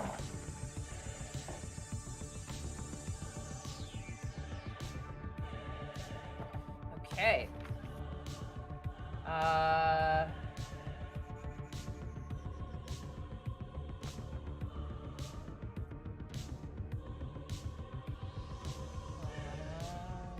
Wow, this doesn't do anything to help me here. Sure. You know what? This guy's gonna shapeshift. So what? You watch as the human man, his features snap and shift as he turns into a wereboar. Oh. Ah, that's unfortunate. That's gonna take Khel, his you're gonna action. die. Jesus. And that ends their turn. Bryant, it is now your turn as you hear a very loud smashing noise and another clanging noise that I would say you would recognize as the sounds of combat. Then I'm gonna run towards it. Okay, I'm gonna say with your full movement of 30 feet, you get downstairs and into the hallway, and to the left, you see currently Khel being accosted by a very large bugbear. Cool. Then I'm gonna run all the way up so that I'll double move then, so that I'm at least next to Khel. That he's not taking the brunt of the damage. You run up behind Khel. Notably, this is a 5-foot hallway, unfortunately, so it's very tight. Kill's pretty wide. As you swing up behind Khel. That is Can your I dash slide? action. Can I slide it between his legs so that I'm in front of him? No, you cannot. Damn it. I was right at the door. Sorry. Yeah, he was right at the door, unfortunately. So. But at least with this bugbear in the door frame, Mr. Wereboar can't get me. It's true. It's true. Wait, so you're not in the room? You're in the doorway. Yeah, The he's bugbear's in the doorway. Oh shit! 5-foot step back and funnel those motherfuckers. Yeah. Okay. Smart. Well, you're currently behind Khel, so Khel can walk through you, but he cannot back up into your space, so. Well, so it's a long hallway, so he could be on one side of the door opening and I could be on the other, right? No, it's a long hallway that leads to this door. I'm standing right at the door, the bugbear's in the door frame. The enemies are behind the bugbear in the actual room, and you just came up behind me, blocking the only exit out of the hallway. Got it. So you and I are both deep in this hallway right now. Got it. Well, then I'll leave you space to at least back up out of the room. I didn't understand that this was at the end of the hallway. Because then if we can switch spots, you'll be at range, because you're the range guy. Real quickly, I'm just going to draw something out really fast. This visual guide here. To give you guys an idea of what you're looking at.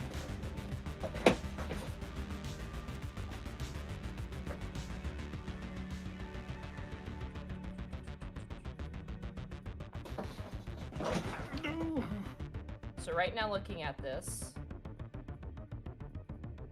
would be exactly what you guys are in right now. So this is what you're looking at. Got it. All right, so I would. Oh, so I'm actually inside the room.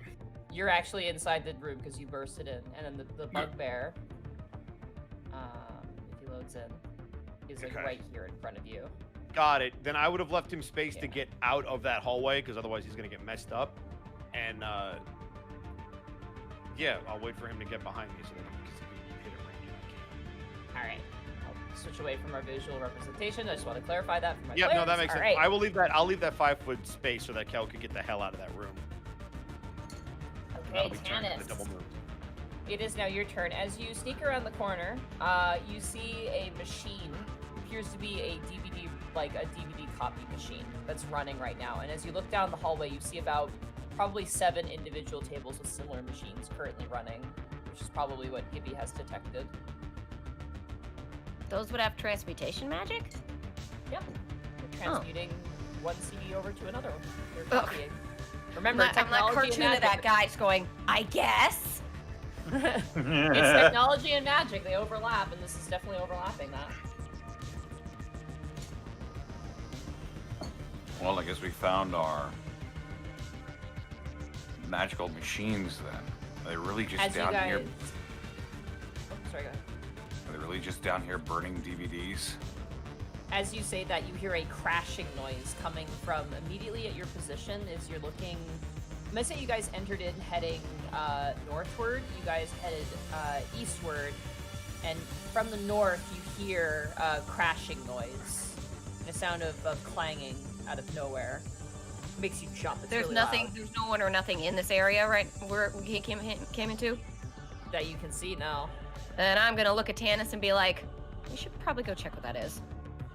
Right. Stay behind me. Got it. I will keep my hand on my blade, but I'm not going to draw it yet, and I'm going to enter in quietly and see what all the hubbub is about.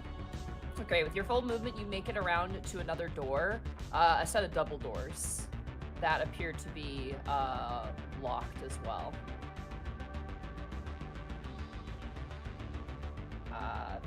That's your movement. Do you want to do anything else for your action? Is there like a window I can look inside at this place? No, this is all interior at this point. This Gotcha, set of double okay. doors is an interior part of the room. I just didn't know if there was like a window in the door, like a school or something. No, there's not. It's completely solid, like solid wood. You get the sense that the space you're in is probably the main worshipping space that has been repurposed into this really crude warehouse-like structure. Fair enough. I am going to, and these combat noises are clearly coming from beyond this door. The double doors, yes. Locked. It is locked, yes. All right, I'm gonna be quiet about this. I'm going to use the lockpicks again. All right, go ahead and roll lockpick. No advantage because Gibby is not there with you. That's Hi, fine. Might be enough. 19. Nice, yeah, easy enough. You pop off the lock, and it's kind of like it has double pushing. Like you can push, like it's got the long bar you push down on, and you shove it forward. In Tanis's you head, push down on that. in Tanis's head, he thinks, "Man, that is oddly satisfying. I really like that. I don't think that's good." Lockpicking lawyer, but instead it's Tanis giving the narrative. I love that guy. All right. Anyway, with the rest of your movement, you push down on the doors and you push it open. But that is your full movement as of right now. You do have a bonus action, but you have no visual on what's going on beyond the doors.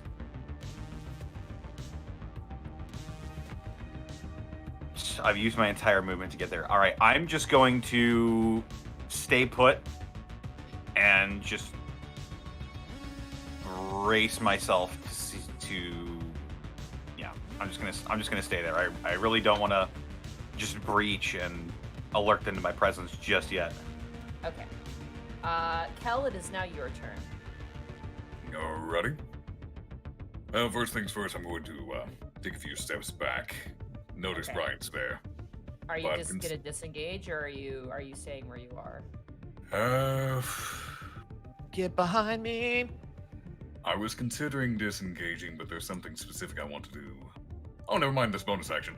Okay, I'll disengage and get behind Bryant. The grudge, might add. You disengage and you run behind Bryant as the bugbear throws out the shovel to try and hit you again, but you manage to block it on your way out. Be careful in there. Wear the border. And Khel is going to cast Shield of Faith on Bryant. Okay. For the next 10 nice. minutes, he has +2 AC.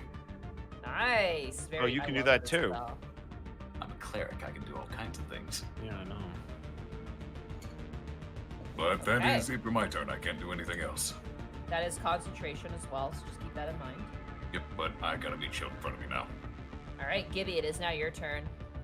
I will run up to as far as I can go, which is probably right next to Tanis. Okay, yeah, you run as far as you can. You catch up to Tanis as he's slowly pushing the doors open. Remind me, Tanis. What's your AC? My AC is 17. Okay, you don't need this. I am going to cast Mage Armor on myself. Okay, and use you to roll a d20 for me as you cast a first level spell. Really? For mage armor? Yeah, because whenever you cast a first level spell, it triggers your wild magic. That's new. Usually I just touch myself. We forgot to do that, and we should have been doing that. Oh, what is it again I'm rolling?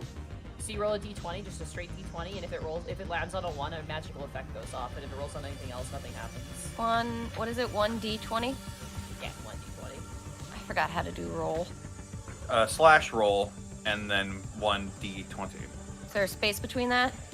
Yes. Space between the roll and the It's one. been ages. There you go. 8. You're fine. You cast mage armor on yourself. So wait, I can't cast anything without a potential wild magic going off now?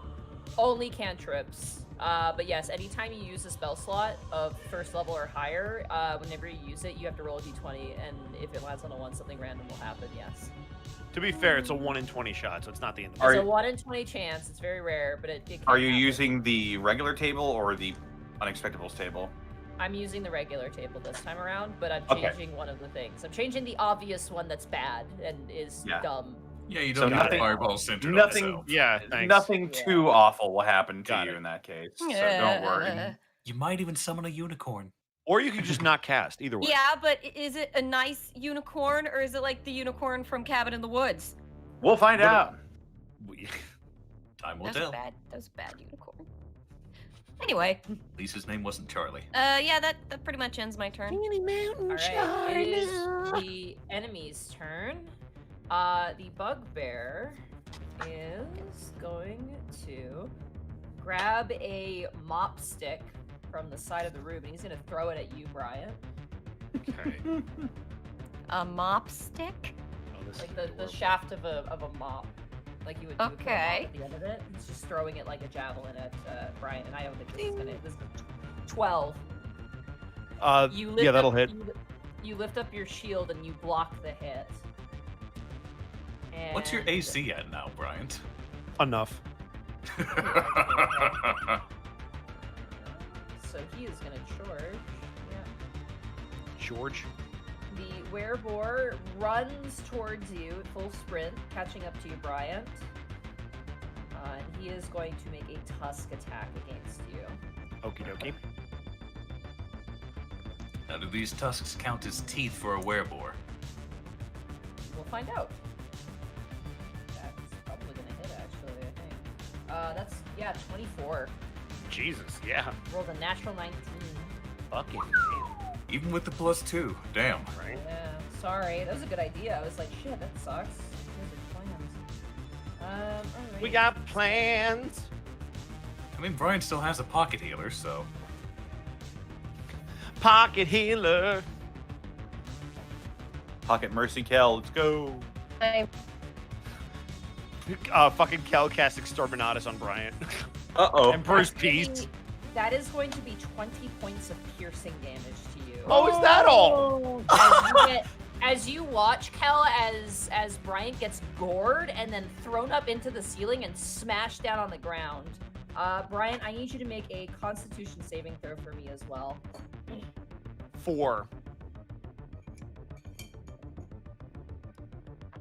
Okay. That ends that guy, and that's gonna leave us with the girl. She's gonna turn around the corner. Yeah, we can hear you, Sarah. Try Sarah speaking speak. right now, Sarah. If Uh-oh. you're talking, we cannot hear you now. Yeah, uh-oh. What Check happened your to Sarah? recording, make sure it's saved. Oh, she says her mic died. Uh-oh. Alright, make sure to save your audio, and then you can just set up as we're doing this turn. Alright, the young woman is going to aim a shot at you, Brian, as your right immediate proximity. That is gonna miss. That is very sad. Yeah, that is a 7, that's gonna miss. Okay. That ends the enemy's turn, as this werebore stands above you, snorting and furious. That brings us back to you, Brian. It is now your turn. I'm so sick of you fucking lichens. And I'm gonna swing at him. All right. Right. 7. 7. Does not hit, unfortunately. Clang. I'm in a lot of pain. You swing and it like hits his chest, but the natural thick boar-like hide seems to like bounce it off. Turn. All right, that brings us around to Tanis. It is now your turn. As you Oh. just heard a horrible commotion coming from this hallway.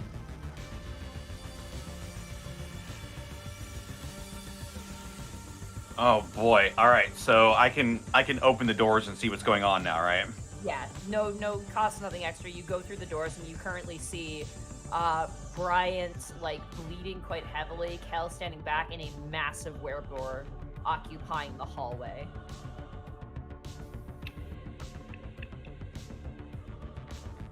Oh god. And I see a lady with a crossbow as well, right?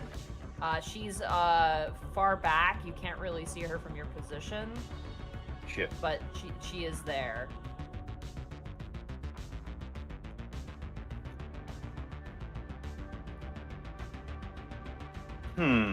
Does she look like she's loading another shot? Oh yeah, she is.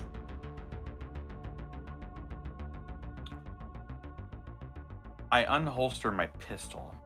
Okay. She's an elf, right? You don't know what she looks like. You haven't seen her quite up close, but she might be. You're not sure. Do it! Could I do like a quick perception to see if this is?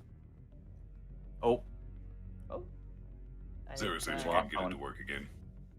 Yeah, Sari's Sari. Oh my God, Sarah. I saw her name Siri. in Discord, and I got the confused. Siri. She'll just be fixing her microphone up. don't get that started. My phone will start going off. I know, right? Alexa. No. Hey, Siri. All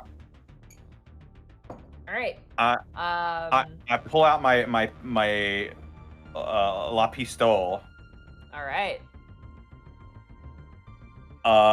And I'm gonna try to fire it at this lady because she's Okay. clearly accosting my friends. Don't do this to me. What's wrong? Hey, it's You're working. good. Hi. We hear you. Good. No, but that's my that's my computer. It's my laptop mic. Sorry. You're okay. I'm trying to. Damn it. Come on. The nice thing is we have people here who can stay later, so I don't mind if we stay you're here fine. later. Yeah, Also, you if can your go. recording's still going, like, you'll be all right if you can only use this mic for the VOD. Is Audacity still, or whatever program you're using, still picking up audio when you're speaking? She says no. Oh. Got That'd be it. a full system restart. But be certain to save what you have already. You. Yeah. We can resync when you get back. Yeah. We can't hear you, Sarah. It actually doesn't sound that bad. I'm trying to get it to go back to the other microphone.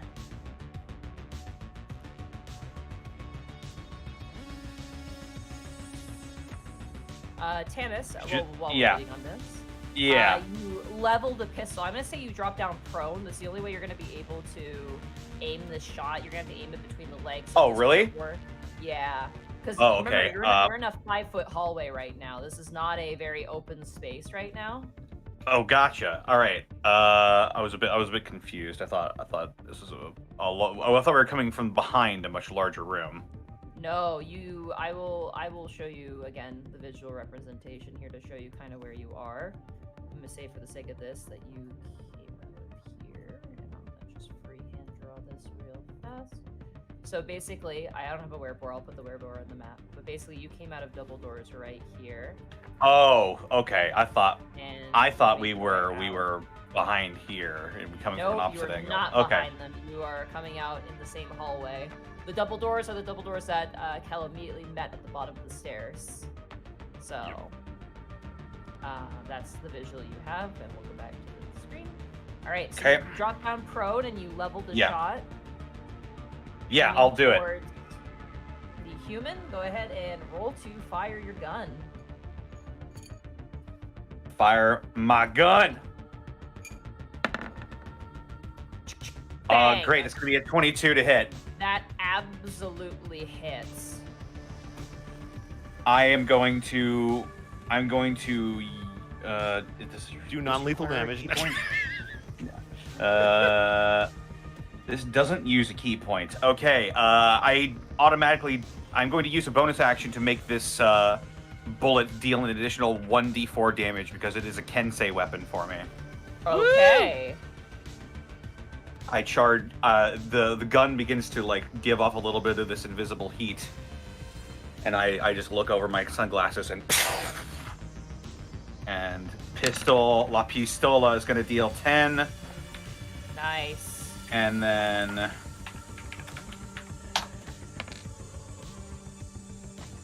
11 piercing damage. That hurts her a lot. You guys hear all throughout the building this raucous crackle of a pistol going off as the woman is shot and she's thrown back. You hear the werebore turn, like blood, Brian's blood dripping on its tusks. He turns around and goes, "Zoe!" and yells loudly. Rampoon City Police Department, drop your weapons and put your hands up. All right. That brings us around. Then it's your turn, Tanis. Yes, it does. Khel, it is now your turn. Remove a bullet. Hello? Hey, Hello. Hey, it's working. Hi. it does work. I guess until it screws me again. Hey, you're good. Okay. Don't worry about it. Dude, it's totally fine. Yeah. It's not. I hate when this happens. It throws everything off. No, it's totally fine. Alright, It's Nah, not you're like- fine. Seriously, These things like happen. it totally happens like in actual like in-person games. There's way more random shit that happens beyond. Yeah. Oh yeah. You're good. That You don't should even see how go many bad. times Connor was Mike is just like, no, I'm not going to work right now. It's true. Not to call you out, but your mic hates you. Yeah, Yeah, no, my it'll mic do that hates me. sometimes. All So right. what happens Connor, there? right? You're I've good? opened You need it up to... again. Cool. All right, you have Audacity up. Let's sync, guys. Let's do it. All right. Chat, do it with us. You ready? Yeah. Mark it off on Great. your bingo card. 1, 2, 3, sync. Sync. 1, 2, 3, sync. Sync. 1, 2, 3, sync. Sync. So if you missed anything, Sarah, Tanis shot the human who was taking crossbow shots at Bryant. Yep. She got shot for a really high amount of damage. So Got a ouch. cut. Pew, pew, pew, pew. Fucking gun. All You right, actually so found now someone it we. works against. I need to. He moved ahead, I assume, to get Correct. that done. He did. He Correct. moved ahead into the hallway. So for context, I'll show you the map real fast. The double doors led out to the same 5-foot hallway. So you are technically around here somewhere. And Tanis just ran in, and this is where the enemies are holed up, is in this room here at the end of the hallway. Alrighty. Khel, it is now your turn. Wait, Oh don't no, I? my I hand haven't gone slipped. yet, though. I go before you. Oh, Khel you go goes before me, you, and okay. then it's your turn. Yeah. So Brian gets that 12 plus an additional. I cast it at level 2, so you gain an additional 4. So that's 16 points of health back. Bingo. That is sadly all I can do. I'm maintaining concentration on the Shield of Faith. Alrighty, that brings us around to. That ends your turn, Khel. I'm assuming that does. Yep, only thing I can do. Gibby, it is now your turn as you see Bryant run out and around the. Not Bryant, sorry, Tanis. Oh my gosh, names. You see Tanis run out and immediately fire his gun, and the sound like makes you jump, and you're like, oh god, it's okay, it's real, it's really happening. I will follow. Okay, you head out into the same 5-foot hallway.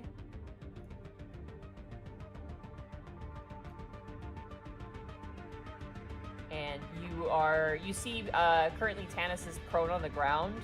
You see Khel ahead of you and Bryant ahead of you, and you see a large werebore standing. Oh wait, look, Tanis is down.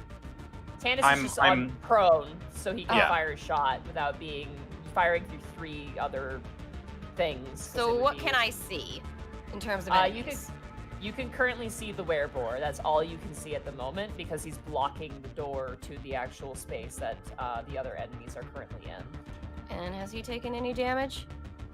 Not to your knowledge. Chaos Bolt. Okay. And I have to So roll go a ahead. d20 for this? You have to roll a d6 for this because you have to determine what type of damage it's going to be. 1d6. Or I could... Wait, I can just roll. I can just click Chaos Bolt, can't I? You Or is can, that but gonna we need to determine what the damage type is first before we click Alright, that. what is it? So, 1d6. oh, sorry, it's a D8. It is a D8. I am so sorry. It is D8, not D6. 5. 5. That is going to make it lightning damage. Yeah. And now I can click it. Now click Chaos Bolt? Yeah. 15. 15 hits. Go ahead and roll damage. What's that again? Just click on the name for damage.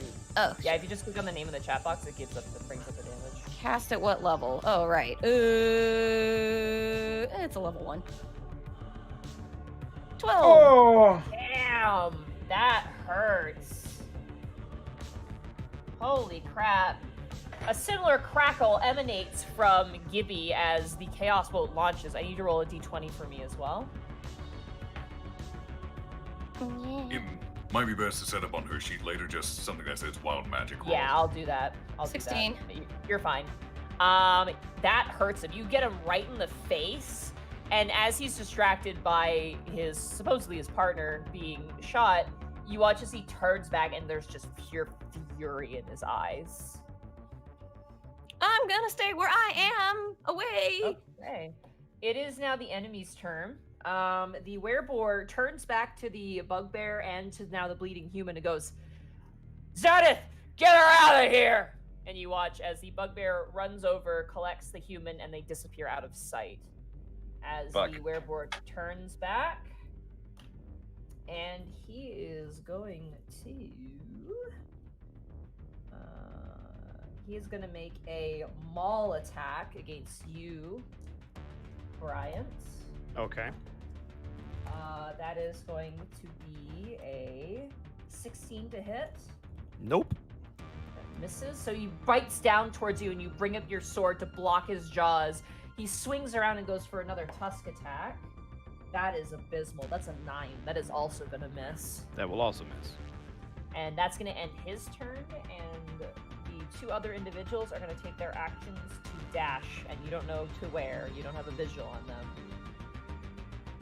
Alrighty. We do have a blood trail, though. Sure do. That brings us around to Bryant. It is now your turn. Let's swing at this motherfucker again. 15. Alright. 15 hits. 5. 5 points of sight. Hey, it's something. It is something. You slash into his chest and he groans as he stands back up tall again. You missed that time, stupid. He just snorts. I That want to brings keep us his I around. want to keep his focus on me. That brings us around to Tanis. It is now your turn. So there's no real feasible way to get around him. You cannot go through enemies. He is blocking your path, unfortunately. Well, but they didn't run towards us. They ran a different direction, right? They ran a different direction in the room that you don't know where they went. Can I call out that? Because do we all hear that, or do I need to relay that he called that out? You guys all heard that, for sure. Okay. 100%. So then I'm going to assume my partners know to give chase because I've got this guy dealt with. I mean, you could probably shove him. I don't need to shove him. Tanis and Gibby have free reign to go wherever they want. They didn't come down the hallway, and he's in front of the hallway doors, so they ran they're somewhere. in the hallway with us. They're right in the behind hallway us. with you guys. Oh, they are? I thought they came from the Yeah. backside. Yeah, the other Here- two here's- escaped into the room behind the bugbear's icon. I'm They're so somewhere deep in there. confused. So the bugbear is right in front of you here, and Tanis and Glorious. Gibby are right here behind you guys. The I board would've is right here in completely- front of you. I would have shoved him, but that's all right. That's for the next And time. where are they? The enemies are right in front of Bryant, so there's an enemy right here. Hopefully that's showing up. And then they ran that way. They ran to the They ran Okay, this so way. yeah. We no longer have visual.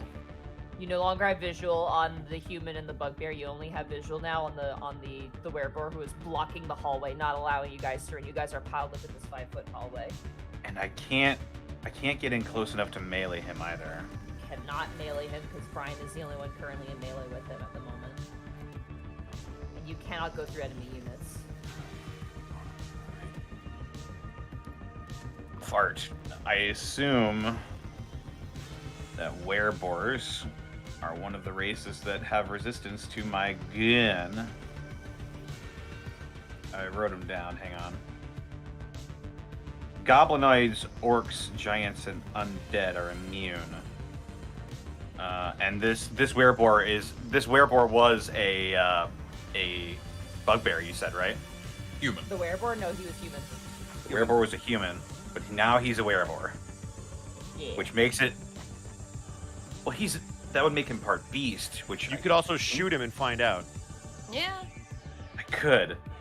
Because And I think my that's question my would be, only what else option. would you do otherwise? That's my only option, so I'm gonna Exactly. I'm gonna So shoot him anyway. level my pistol. I'm gonna fire into this guy's shoulder. All right. Ka-chow! That's a 16. 16 hits. Bonus action again to make this deal an additional D4 with Kensei shot. Okay. It's gonna be 15 piercing damage. So Bryant and Tanis, as you slashed into this guy, and now Tanis, as you shoot into him, none of these attacks are doing any damage to him. Any damage? No damage. No damage. You're noticing that the only hit that seemed to have hurt him was Gibby's Chaos Bolt. The other wounds that the moment you shoot him, it just heals immediately, and it doesn't seem to register. Lycanthropes require silvered weapons or magic weapons to deal damage to. Otherwise, it's Great. worthless. So we're all fucked except for Gibby. This is great. Hey, Khel has magic damage. So do you. Yeah, technically. Coughing. Just a paladin.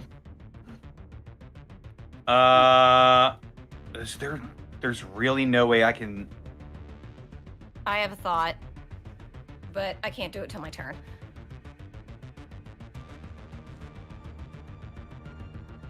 There's really no way I can get by him. Fuck. If we all collectively shove, it's 4-on-1. Like, think about a football player who's getting pushed into the end zone, and all his teammates just push This him in. ain't football. You're fighting a werebore. Right, but like if I put the shield out and everybody pushes into my back and it's 4-on-1. They can help you. That is an option. Khel could help you, I'd say, because he's within 5 feet of you. He can take the help action. There is something I want to try first once it gets to my turn. Do I really want to do this? All right. I'll just say he's not getting hurt by these weapons. I'm gonna chase after the other two. He's blocking you, though, isn't he? You can't get through him. Well, but I- now that he said that, I will push him out of the way. Well, if he's, I can go out back and try to see if they're heading out a different exit. Oh yeah, fair. At least. Gotta be going somewhere, so yeah, fair. All right, that brings us around to Khel. It is now your turn. Command. Level 1. Flee. Ooh, shit. Okay, that's a wisdom saving throw. Yep, DC 13. Flee is Run away as fast as possible. Spend your entire turn doing it. okay. Directly That's a away. That's a 6. Let's go! Oh, That's a failure. Did you use command? Yep. Yeah. That's now a the good path spell, will good be call. open on his turn. But he has to waste his turn running away. notably, I did also use half my movement to stand back up. Okay, yeah, that's fair. I figured as much. Yeah. Flee is All basically right. the target spends its turn moving away from you by the fastest available means. Okay, that brings us around now to Gibby. It is now your turn. So, well, he's gonna. So he hasn't moved yet because it doesn't take effect till his turn. Correct. Yeah. I mean, He still has to suppose follow the command whether or not you hit him. I know, but heck with it. If it's just mockery, Okay. Bitch! I'm What just will gonna you say to go. this man? I'm just gonna go move. That is going to be a 17 on the wisdom saving throw for that. Does he? That succeeds. That succeeds, yeah. I think your spell save DC is not that high yet. Oof. I didn't get that roll for the command. Whatever, it's fine. The command finally worked Then for I will me. just stand there looking embarrassed then. Okay, that brings us around to the enemy's turn.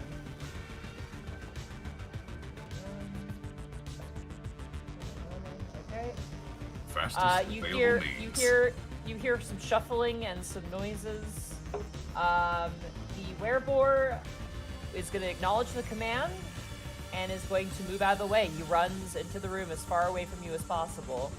And he which would provoke does. running. Wouldn't he provoke? I believe it does not provoke. The spell does not allow for it to be provoked. Let me check. It did not save. It Double check provoking it, 'cause provoking attacks of opportunity is only happens when a creature moves of their own volition. yeah, so that's this would not generally the count. ruling. All right, fair enough. It doesn't say anything about it. Cool. Yes. Yeah. Yeah. So he moves 30 feet away from you into the room. It's a very big room. It's like, actually, no, he would move about, no, he would move, I'd say 25 feet away, 20 to 25 feet away. He runs immediately as far away from you as possible, into the wall. Not like running into the wall, but back up against the wall, as far as he could possibly go from your position. And he ends his turn there. Yep. And he good shakes boy. off the effect. He looks forward towards you guys and goes, "No!" And Bryant, it is now your turn. I'm gonna give chase and run right up to him. Okay. And as I you enter run the right up room, to I him. would. And as I enter the room, do I see the blood trail? You do, yes. It's Okay. easy to spot. The floor is white tile. Which The- direction? East, west? It is from your position. If you're running up north to match this guy, the blood trail is currently running east, and it looks East? like it. Yeah, and it looks like it went to a set of stairs that leads up. All right, so I'm gonna point out the direction to the east. They went east to the stairs, and then I'm gonna turn to this guy and pull out my weapons in front of him. Thanks for moving. Who's a good boy? And I'm gonna try to get him to focus on me. All right. That's gonna bring us around to Tanis. It is now your turn.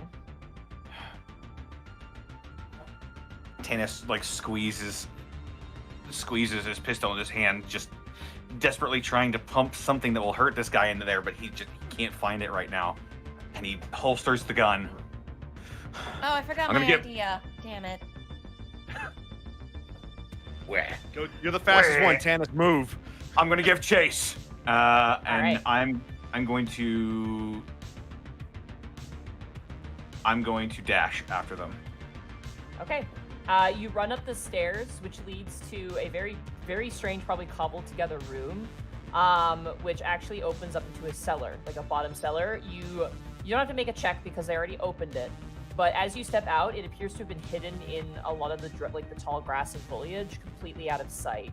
Ah, You jeez. shove up and go past through back into the garden, and you currently see the bugbear carrying the human out towards opening the back fence of the backyard, heading towards the city street. It doesn't seem that they've noticed it, but that takes your full movement to get to that point.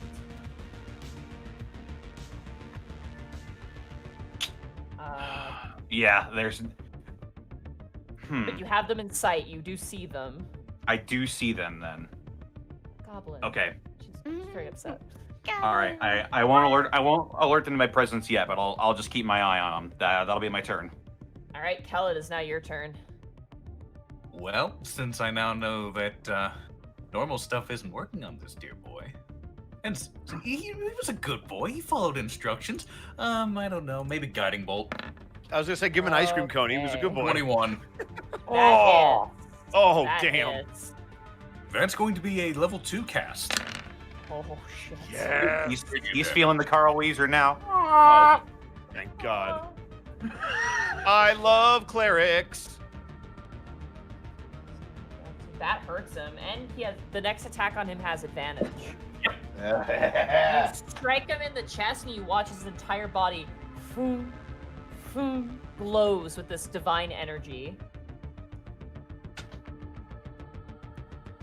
You really Does that need end your turn? to up, friend.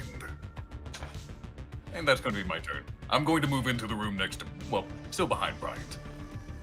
Because I'm still very hurt. That will bring us around to Tana. Oh, no, sorry. That is going to bring us to Gibby. Gibby, it is now your turn. I'm gonna move up far enough to see this guy and firebolt. And I get an advantage, don't I? You do. You get advantage.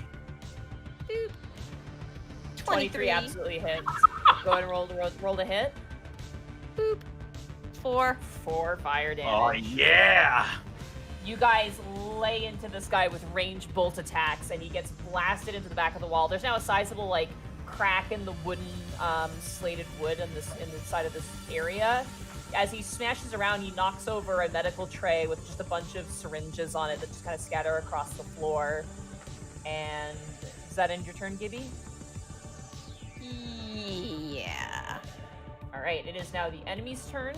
Tanis, you watch as the bugbear raises up his arm and hails a taxi. Fuck. And They the haven't taxi gotten in, drives so they up, just hailed it. You're good. Get them. And at the end of their turn, the bugbear opens up the door to the taxi. Come on, you got it. You got it. The werebore is pissed at you, Bryant. Good. That's what I want. But it's not dumb. Damn it. I was hoping. Because he is a boar. By the way, the Unexpected is brought to you by Boar's Head. He's gonna risk it for the biscuit because he knows you can't hurt him. He's gonna run away from you. He's gonna run up those stairs after Tanis. Okay, I'm gonna swing. What's your movement, Tanis? Is it 40 feet per turn? I dashed, so it's 90. Okay, so he leaves you. You get a free swing on him, Bryant. 11. That hits. Good. Huh? Fucking Yeah. 11 damage. Let's fucking go. You slash him, does nothing. He runs up the stairs, full speed, and is now 30 feet away from you, Tanis, as he sees you looking towards the taxi. And you hear him. He's loud. He's not quiet.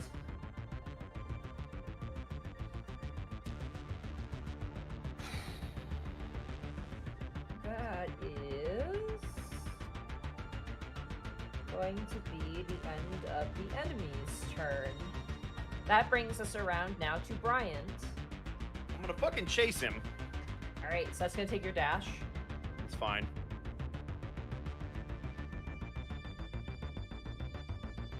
Oh, that's my turn though, right? Yeah, that's your action and your movement. So you have a bonus action left. That's my turn. Okay. Come on, Tanis, you can do it. I believe in you. Use that police brain of yours. Oh, detective Sorry. brain. This is a dumb question. I'm not sure. I'm gonna play it to your guys' favor, but I love dumb questions. Yeah, dumb is the I was best. just gonna say the werebore in their normal humanoid form has 30 feet of movement, but in their boar form has 40 feet. But it doesn't say he's in his hybrid form right now. It doesn't specify Okay. what you do for the hybrid form. So for now, I'm gonna say he has 30 feet of movement, just to be fair for you guys, because he doesn't state it Okay. anywhere else. But I don't know. Cool. So sorry, I was just looking at that to make sure. Anyway, that ends your turn, Bryant. You swing up behind him. I'm assuming. Yeah, can I try to intimidate him? He does. I'm gonna say this. He doesn't seem to care right now because there's way more pressing matters at the moment that have his concern, which makes sense. All right. At least I'm in range to hit him again. All right, that brings us around to Tanis. It is now your turn. I look back at You the have- werebore and I. He's Ooh, like can I call snorting out? and Can I looking call out to furious. Tanis? Sure, you can call it Tanis as a free Okay. action. What do I gotta keep this short? Tanis, you better keep moving. Boar inbound. I look back and I just say, this could have been a lot simpler if you'd have just listened to what I said. And I am going to, this sort of greenish, smoky flames are going to erupt from Tanis' ankles as I use a Step of the Wind. Okay. I'm dashing as a bonus action. All right. And I just, like an angel's kiss, I'm gone. All right, you manage to And dash over it and you catch up with the bugbear and the human. Am I like right next to them now? You are right next to them with your bonus action. Yes, they were only like And 60 feet away from you. So we're you're at right a- there we're at next a- to them. We're at a taxi now, right? Yeah, they're currently like the bugbear was opening up the door to the taxi, and as you get there, they both turn and they see you now. I pull out my badge and I slam it up against the window. Rampoon City Police, do not move. You watch as inside there's a dwarf who's just like, oh shit, like actually like freezes in place, confused. Like you probably thought like, oh my god, it's an emergency, this person's been shot, but then he's like realizing, oh shit, this is a real deal. You two on the ground now. All right. If you keep running from me, we can't get her help. That brings us to Khel. It is now your turn as you see Bryant run up the stairs after the werebore. I have to dash, don't I? You do, yeah, you would have to run. Alrighty, Kel's going to dash up the stairs. Poor boy made to do exercise. You reach up past the cellar and you see currently Bryant. You run into Bryant right as you exit the cellar door and push back through the brush. No more donuts for me. But I do have a bonus action.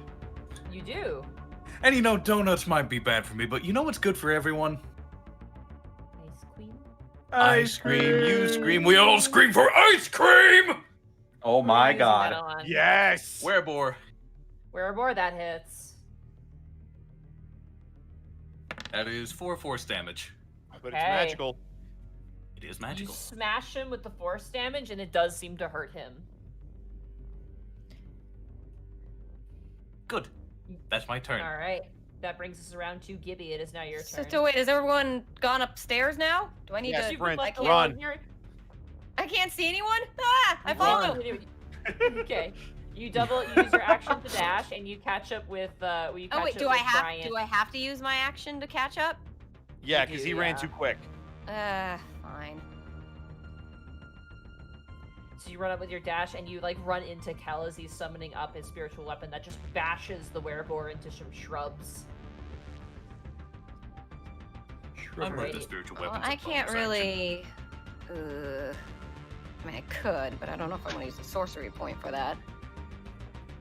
Up to you.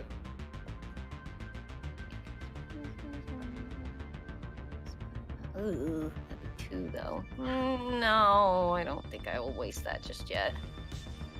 Guess that's my turn then. Alrighty. It is now the enemy's turn.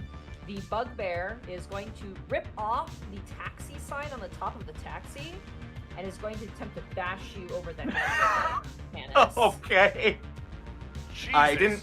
I didn't use my action, so could I have ready to dodge action, or would pulling out my badge have been my Slamming action? the badge is what was your action there.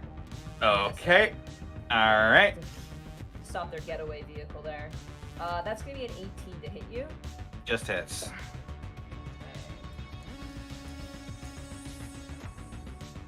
That is going to be 12 points of bludgeoning damage as you are bashed over the face with the taxi light.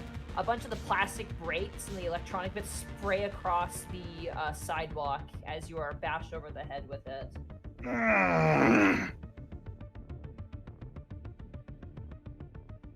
Okay. Oh, it deals in. Okay, 1 second, sorry. Huh?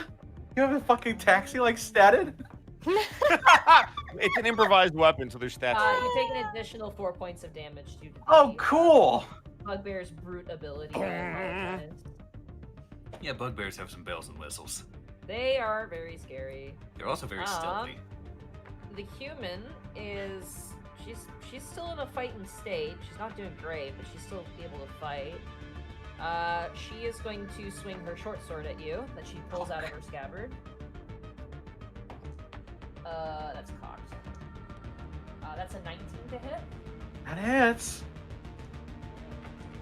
That's cocked again. You take 3 piercing damage as she just Ow! slashes you slightly. And that. Oh, and the wereboar's turn. What is the werebore going to do? Yeah, he's within range of Tanis at this point, so if he moves his full movement, he'll get you know what? That's what he's gonna do. He's gonna charge you, Tanis. You hear a snorting as you back away from the strikes. You hear a snorting, and Bryant, you watch. Actually, you would have caught up with him, so you get an attack of opportunity on him again. But he is going to charge at Tanis. 15. 15 hits. And 5. You slash into him and no damage. Nothing. Tanis had to dash to get from his position to the taxi, and the boar was behind him. He did. Actually, you're correct. He cannot reach him. But he is going to dash and get into range, I will say, then. So, the werebore is right behind you, Tanis, I'm going to say. Cool. And that is going to end the enemy's turn. Bryant, it is now your turn. Gonna sprint to catch up. Alright, you catch up behind the werebore. Give your bonus action. Turn. Alright. Tanis, it is now your turn. I'm a little pissed after that. Tanis is going to pull his broken shades off and stuff them in his pocket. Okay. We tried the easy way. Flicked out my sword, long sword. I'm going to strike down the woman. Okay.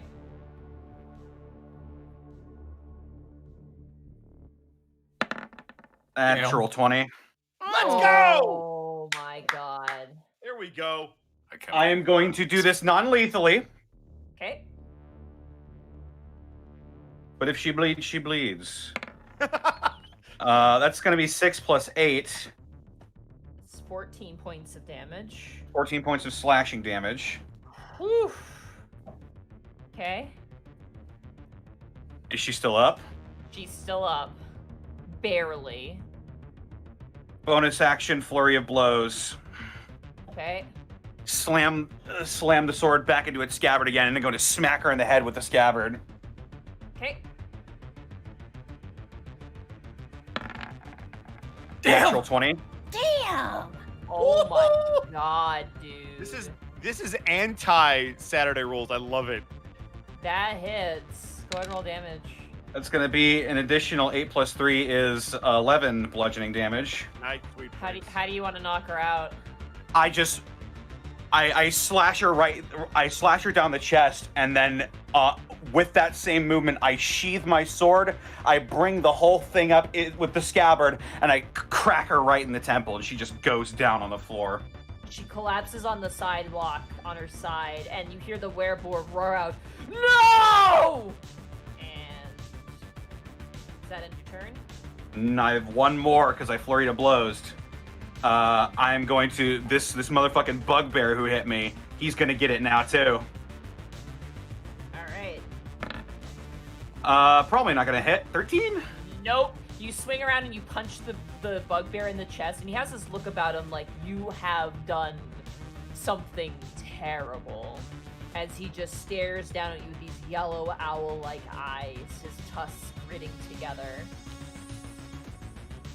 I've got blood trickling down from my forehead. I have delirious look in my eyes. We can get help for her if you cease and desist. Come on! It doesn't have to be like this. Alright, that is Tanis' turn. Khel, it is now your turn. Alrighty. I was waiting for this. So, choose any. How far away is Tanis at this point? From you guys at this point, it is 60 feet away, I'm gonna say. I'm so far away. All right. Because the werebore had to run 60 feet to catch up to Tanis at this point, so I'm gonna say just because everybody ran after the werebore, Tanis is 60 feet away from everybody at this point. All right. I'm going to move 30 feet ahead. I'm going to cast Healing Word on Tanis at level 1. Okay. Ooh, Which Mine, is 6 thank you. first, but then you also get the additional level 1 healing, which is you gain 9 hit points back. thank you. And then for my boyfriend, my poor understated stupid boyfriend, totally dead. Okay. He has to make a what? A wisdom save throw? Yep, DC 13.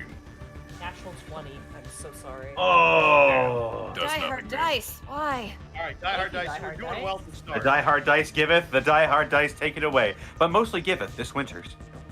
All right. Unfortunate. Sorry, Khel. It happens. At least you didn't get the natural 20 on an attack. And at least Yeah, I nice probably move. won't die. I Yeah. still managed to heal Tanis. Hooray! He says before rolling a second nat 20 on the attack. Don't fucking give die hard dice any ideas. All right. Khel, that ends your turn. Yep. Gibby, it is now your turn. You can see the wereboar, the bugbear, and Tanis 60 feet away from your position. Okay. Which one of these guys is looking more peaked? I'd say the peaked. What's peaked mean? Which one is which I one is like how Mike lower? was trying to play it Which one off. is closer to dropping?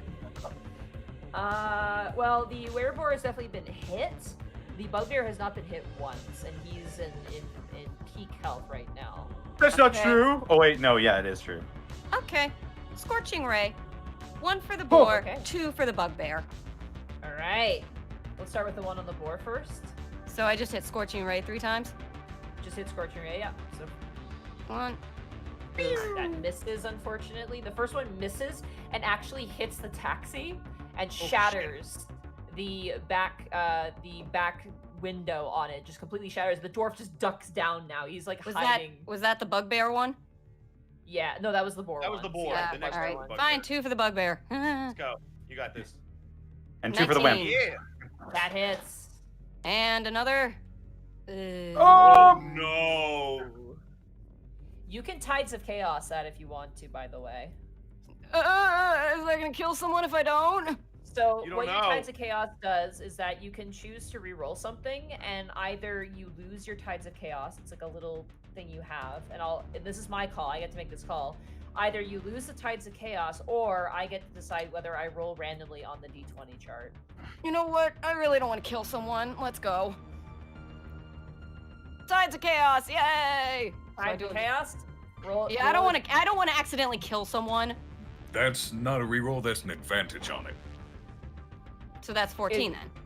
You get the 14. All right, that's still gonna miss, but it's not gonna potentially hurt somebody else. But I do want you to roll a D100 for me. All right. Oh, we get to see the table finally come into play. Here comes Oh. the demon prince. Oh. That doesn't happen. 8. 8.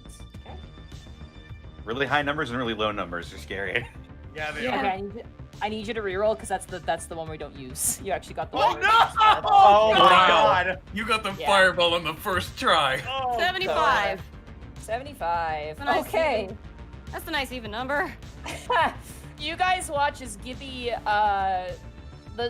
you watch as the firebolt, the Distortion Ray is about to hit that poor dwarf taxi driver, and Gibby, you flex your magic, controlling the Tides of Chaos, but as a result, your body begins to glow brighter, and then really, really bright. Imagine if, like, all of Gibby's body is just a bloom effect in a video game. She is blindingly bright. Any creature that ends its turn within 5 feet of Gibby is going to be blinded until their next turn. Oh so, shit!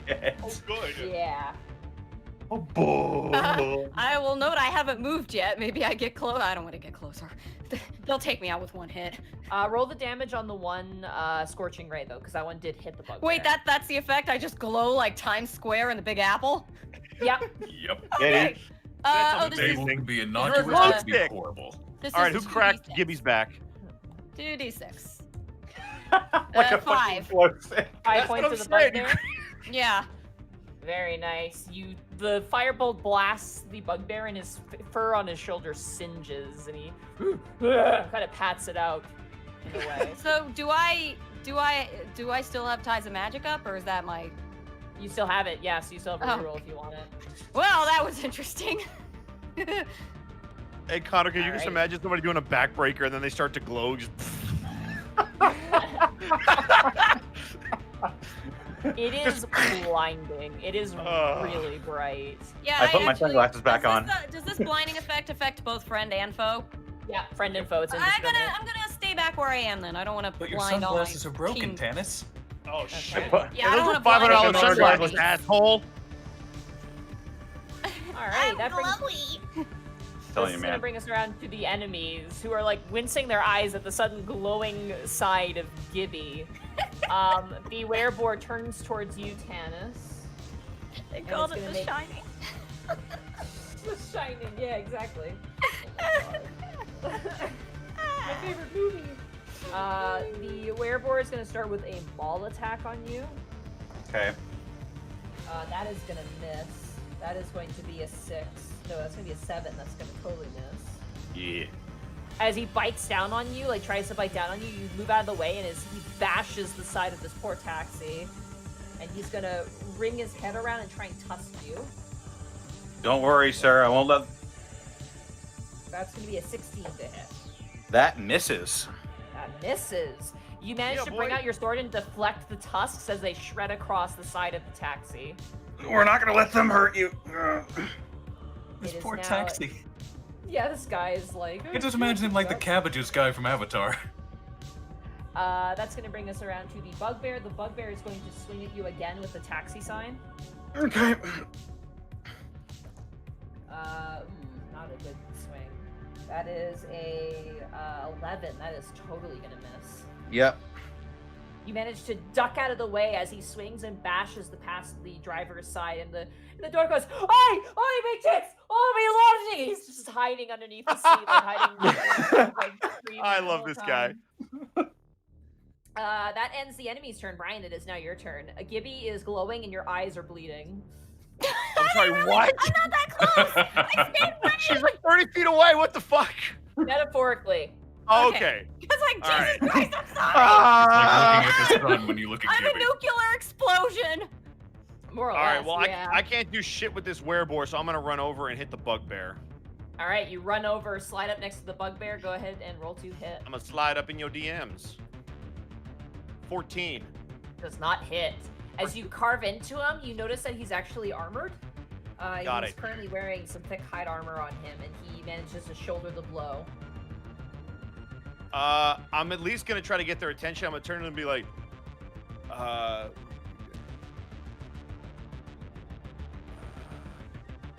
hey, bitch, why did you try to hit me with the sign? Okay. That brings us around to Tanis. It is now your turn. I hope that All gets him right. to not swing at you, Tanis. While he's distracted, I'm going to ching flick out the long sword, and I'm gonna go for a slice on the bugbear. All right. Slice go ahead. is noise. That's a 25 Let's go. All right, that absolutely hits. for 10 slashing damage. Woo! That hurts. You slash up his front side, and he actually drops the sign and like grips at his chest. Slap my almost said katana. That's not what it is. I slap my longsword back in. Might as well be. I slap my longsword back into its sheath, and I swing forward with its sheath in it, unarmed strike again. Flurry of blows using a key point. All right. That's going to be an 18 to hit That hits. for 6 bludgeoning damage. Okay. And then Still going up. back, last one I got 20 to hit There you That go. hits. for any second now, 5 bludgeoning damage. All right, he is still up. You punch him in the face, and he's just barely standing at this point. Last chance. Surrender now. All right, Khel, it is now your turn. So I'm going to have my precious ice cream cone smack the boar in the back of the head. Okay, 15. 15 hits. That is going to be 9 force damage. Woo! Yeah, you bonk him over the head for sure. And then I'm going to follow it up with, you know what? He has to make a dexterity check. Sacred Flame. Sacred Flame. Okay, so oh, that's the wrong sheet I'm looking at. Ooh. 9. He fails, so he takes 1d8 radiant, which for some reason it's not automatically rolling it as a. Yes! I've been having this problem too as well. I don't know why. Like it's I think forcing it's a roll description for only, me. even though I've got it set to be an attack. Weird That's yellow 5 boxes. radiant damage. There you go. Oof. So I've dealt 14 go. damage total this round. He's still standing, but he's hurting. Yeah. And that's my turn. All right, that brings us around to Gibby. It is now your turn. You are glowing so brightly. So they're both pretty teetered now.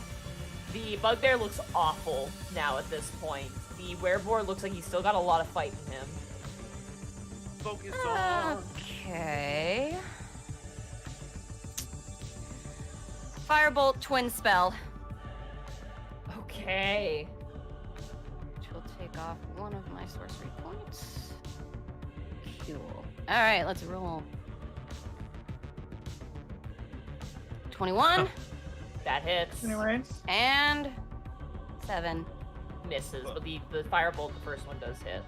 Oh, Lethal or non-lethal are you doing? non-lethal. Okay. Oh, I can just do it. I'm stupid. Blink. 7. How do you want to knock him out? Well, it's a fireball. There's not much to. I'm just gonna smack him across the temple with it and knock him from the cab. All right, you watch as he gets smacked and he lands on top. He's pretty big.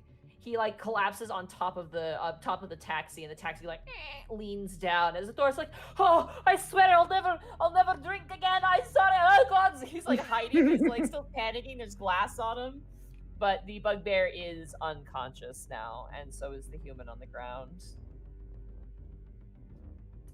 That brings us back to the top of the turn order. Ooh, that's a failure. You watch as the wereboar puts up his hands and stops. I yield.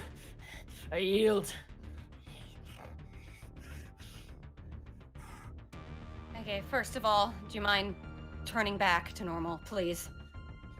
Ugh. You watch as you get closer to him. He's like, "Stop glowing!" He just like you're just. Look, if I could stop glowing, I would, sir. First and foremost, please turn back. It You only can think lasts of it as a minute. spotlight. Oh, am I good now?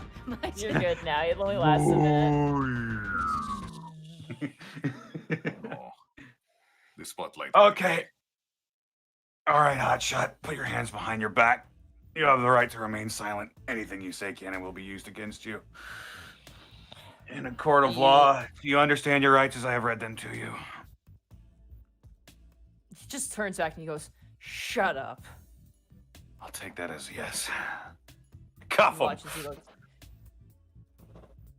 The dwarf slowly looks up from his driver's seat and like pops open the front door and steps out. And he's just like, "Oh, Miwia, Mika."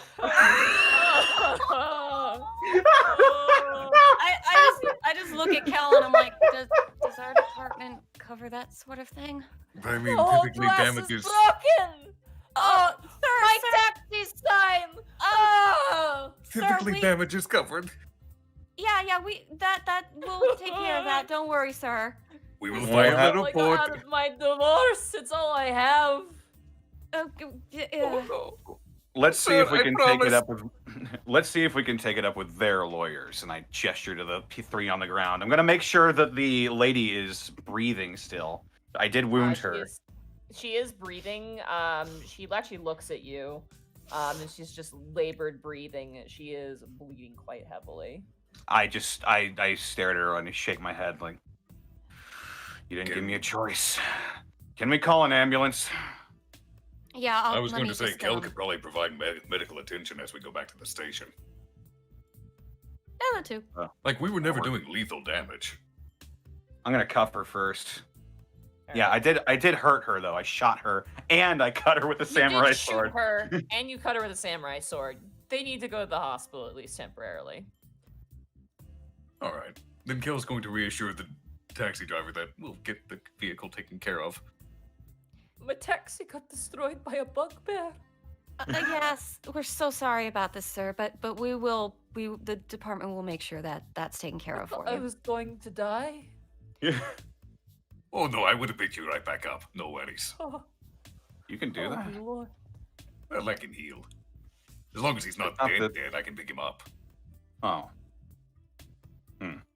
He looks a bit disappointed. This dwarf is like he's older. He's like an older. He's got a big beard and he's got like hair pulled back into kind of like a lumberjack's ponytail. He also is wearing sunglasses and he's wearing just like very simple clothing, like a t-shirt, just some jeans. He just looks so distraught. Do we have like cards that have our station's number on it? We do. You do, yeah. I will Khel pull has one of those 20 out. them. I'll pull one of mine out and I'll be like, sir, my name is Viro Tanis. I'm an officer with the Rampoon City Police Department Prince Division. If you have any questions about this we can put you in contact with lawyers. See how we can reimburse you for your damages done to your car. It'll probably have to talk to their lawyers as well. But Okay. we'll make sure you come out of this on top, all right? Could you call me some sort of like towing service?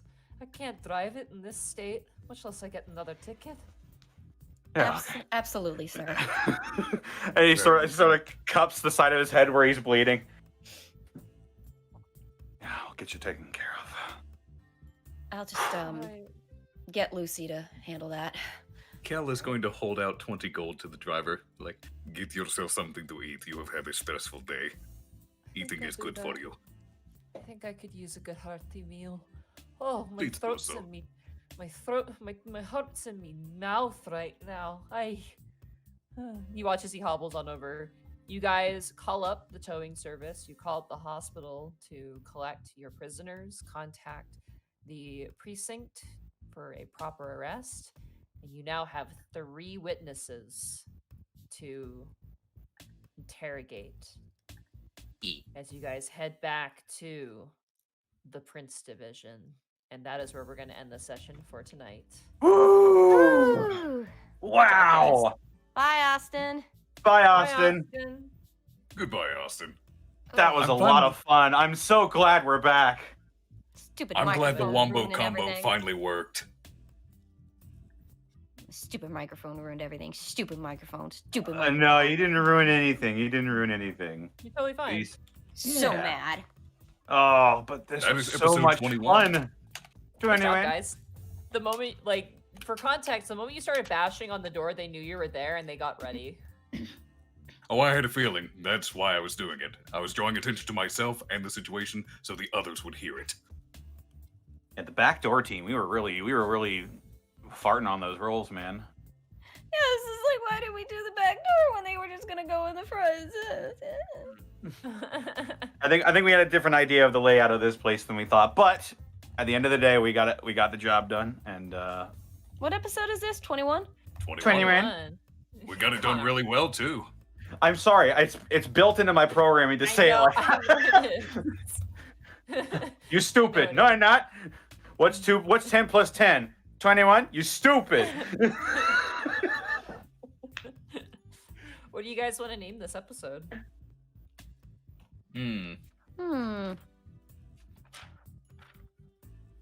Ah, that's a good question.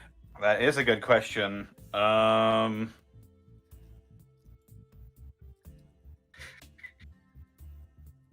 Blood boars and manticores? The Manticore was such a small part of it, though. That's good rhyming, though. Breaking and entering? Because you picked locks and we broke the front door. That's technically what we did.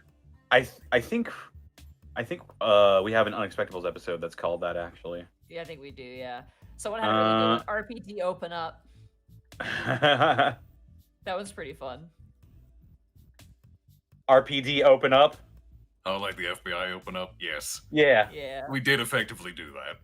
We just didn't say anything about being. Yeah, I guess that makes sense. Well, Yeah. we announced. You announced that we were the police, and we announced Yeah, a warrant. Rampoon Prince Division, open up. We respected their privacy as citizens, but we're acting on our authority with the warrant by coming in anyway.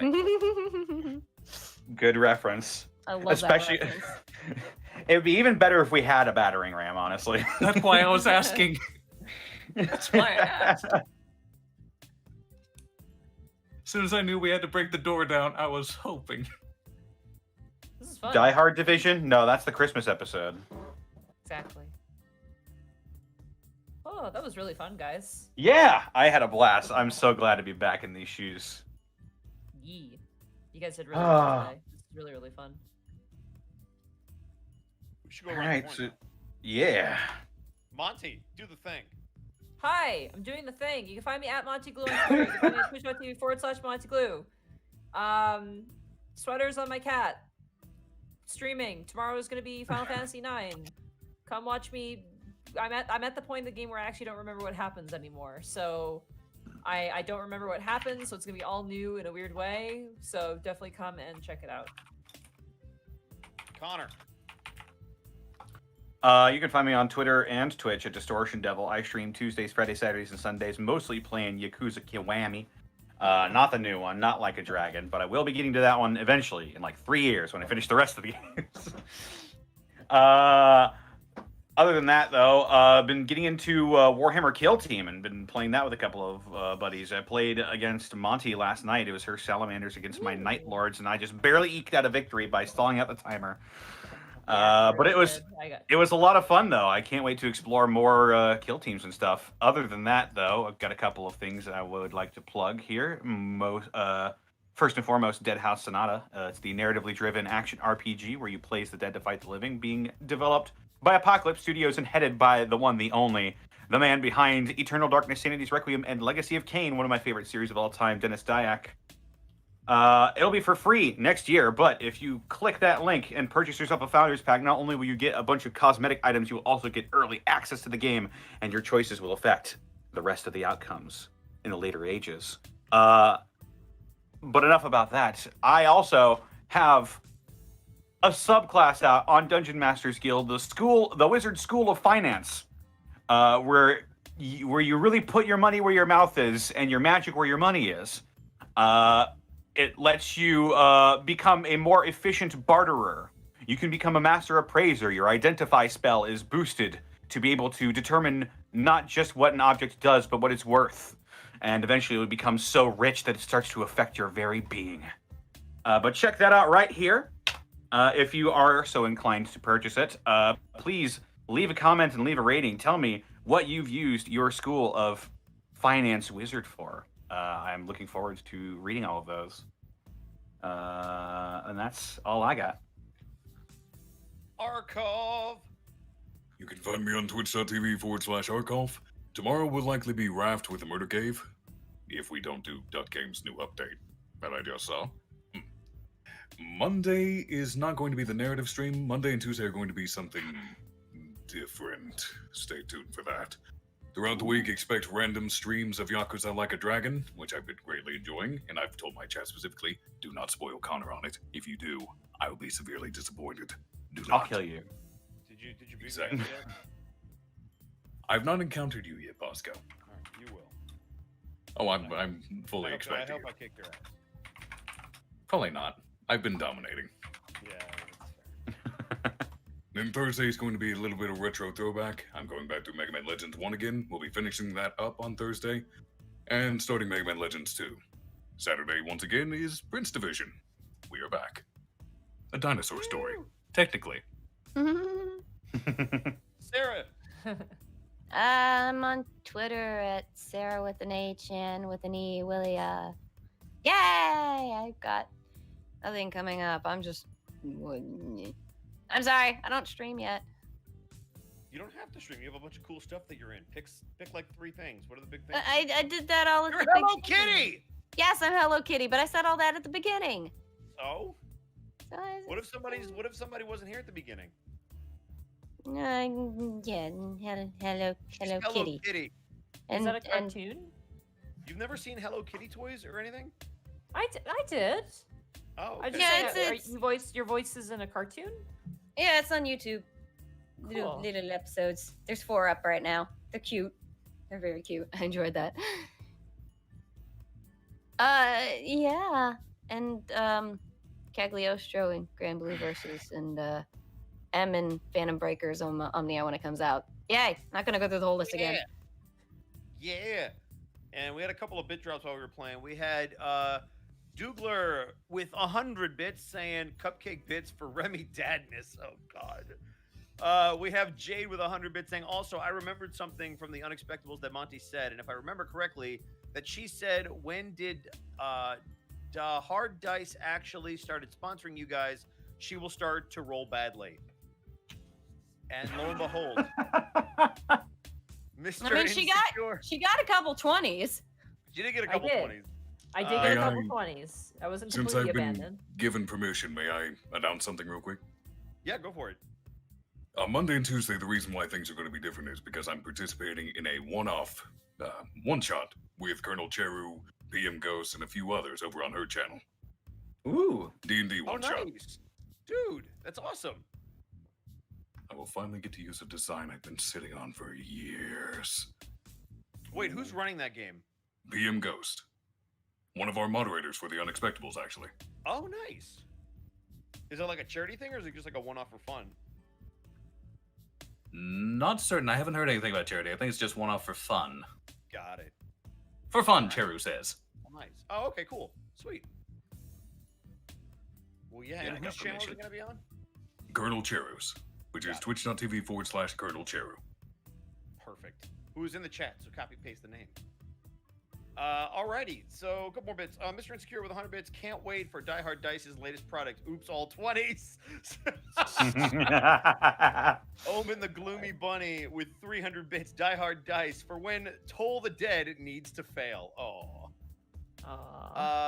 Bella with 1,000 bits. It's been a while since I was able to catch you guys live, so here are some bits. And that's all the bits and the subs. So now we have to rate somebody. Hey. Oh, but first, I think we should reiterate that yes, we are in fact sponsored by Die Hard No, Dice. we're not. Yeah. Yeah, we are officially sponsored But by we Die are Hard Dice. Bosco? They've just What? revealed their winter holiday sale. Oh shit! Do they have pumpkin spice dice? You know, Oh, they have some stuff that they haven't revealed yet. But if you stay tuned to dieharddice.com, more amazing new dice will get revealed. They're having a holiday sale soon, so be on the lookout for that. And also, if you use the coupon code Unexpectables while you're checking out, you can get 5% off your whole purchase. Yeah.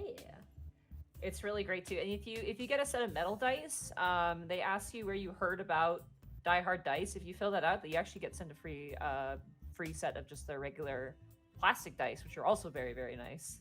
Yeah. That's what I was actually using. Tell them you today. heard about it right here. I actually just looked over their whole catalog of polymer dice, and they're really cool Connor, looking. you're just They're gonna like really start making a list pretty. of like, all right, I want every die, but in what order I do I do want it? actually. You heard me talking. You heard me talking when we were looking up what dice we wanted.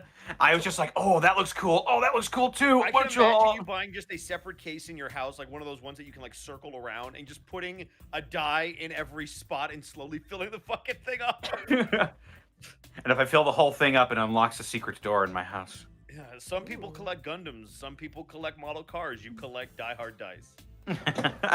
It's a great dice to collect. It is. Oh God, Monty, who are we rating? Stop this madness. Do you want to rate Theropod art? I'm down with Theropod. Yeah. Let's rate Theropod. Good old Theropod. Good old Thero. Take care, Bye, everybody. guys. Bye-bye. See you Wednesday. Wednesday, Unexpectables. Art Stream Friday. Prince Division Saturday. Be good to each other. Woo, woo, woo. Go. Bad the boys, dinosaur. bad boys. What you Rest gonna in peace, do? Taxi. The taxi got destroyed. Or R.I.P. Taxi. R.I.P. Taxi. Rip taxi. Rip Taxi. Yeah. Oh no, wait, rebuild it. crazy. We What have about the crazy technology. taxis though? Hashtag crazy taxi. Crazy taxi. Hashtag Oh,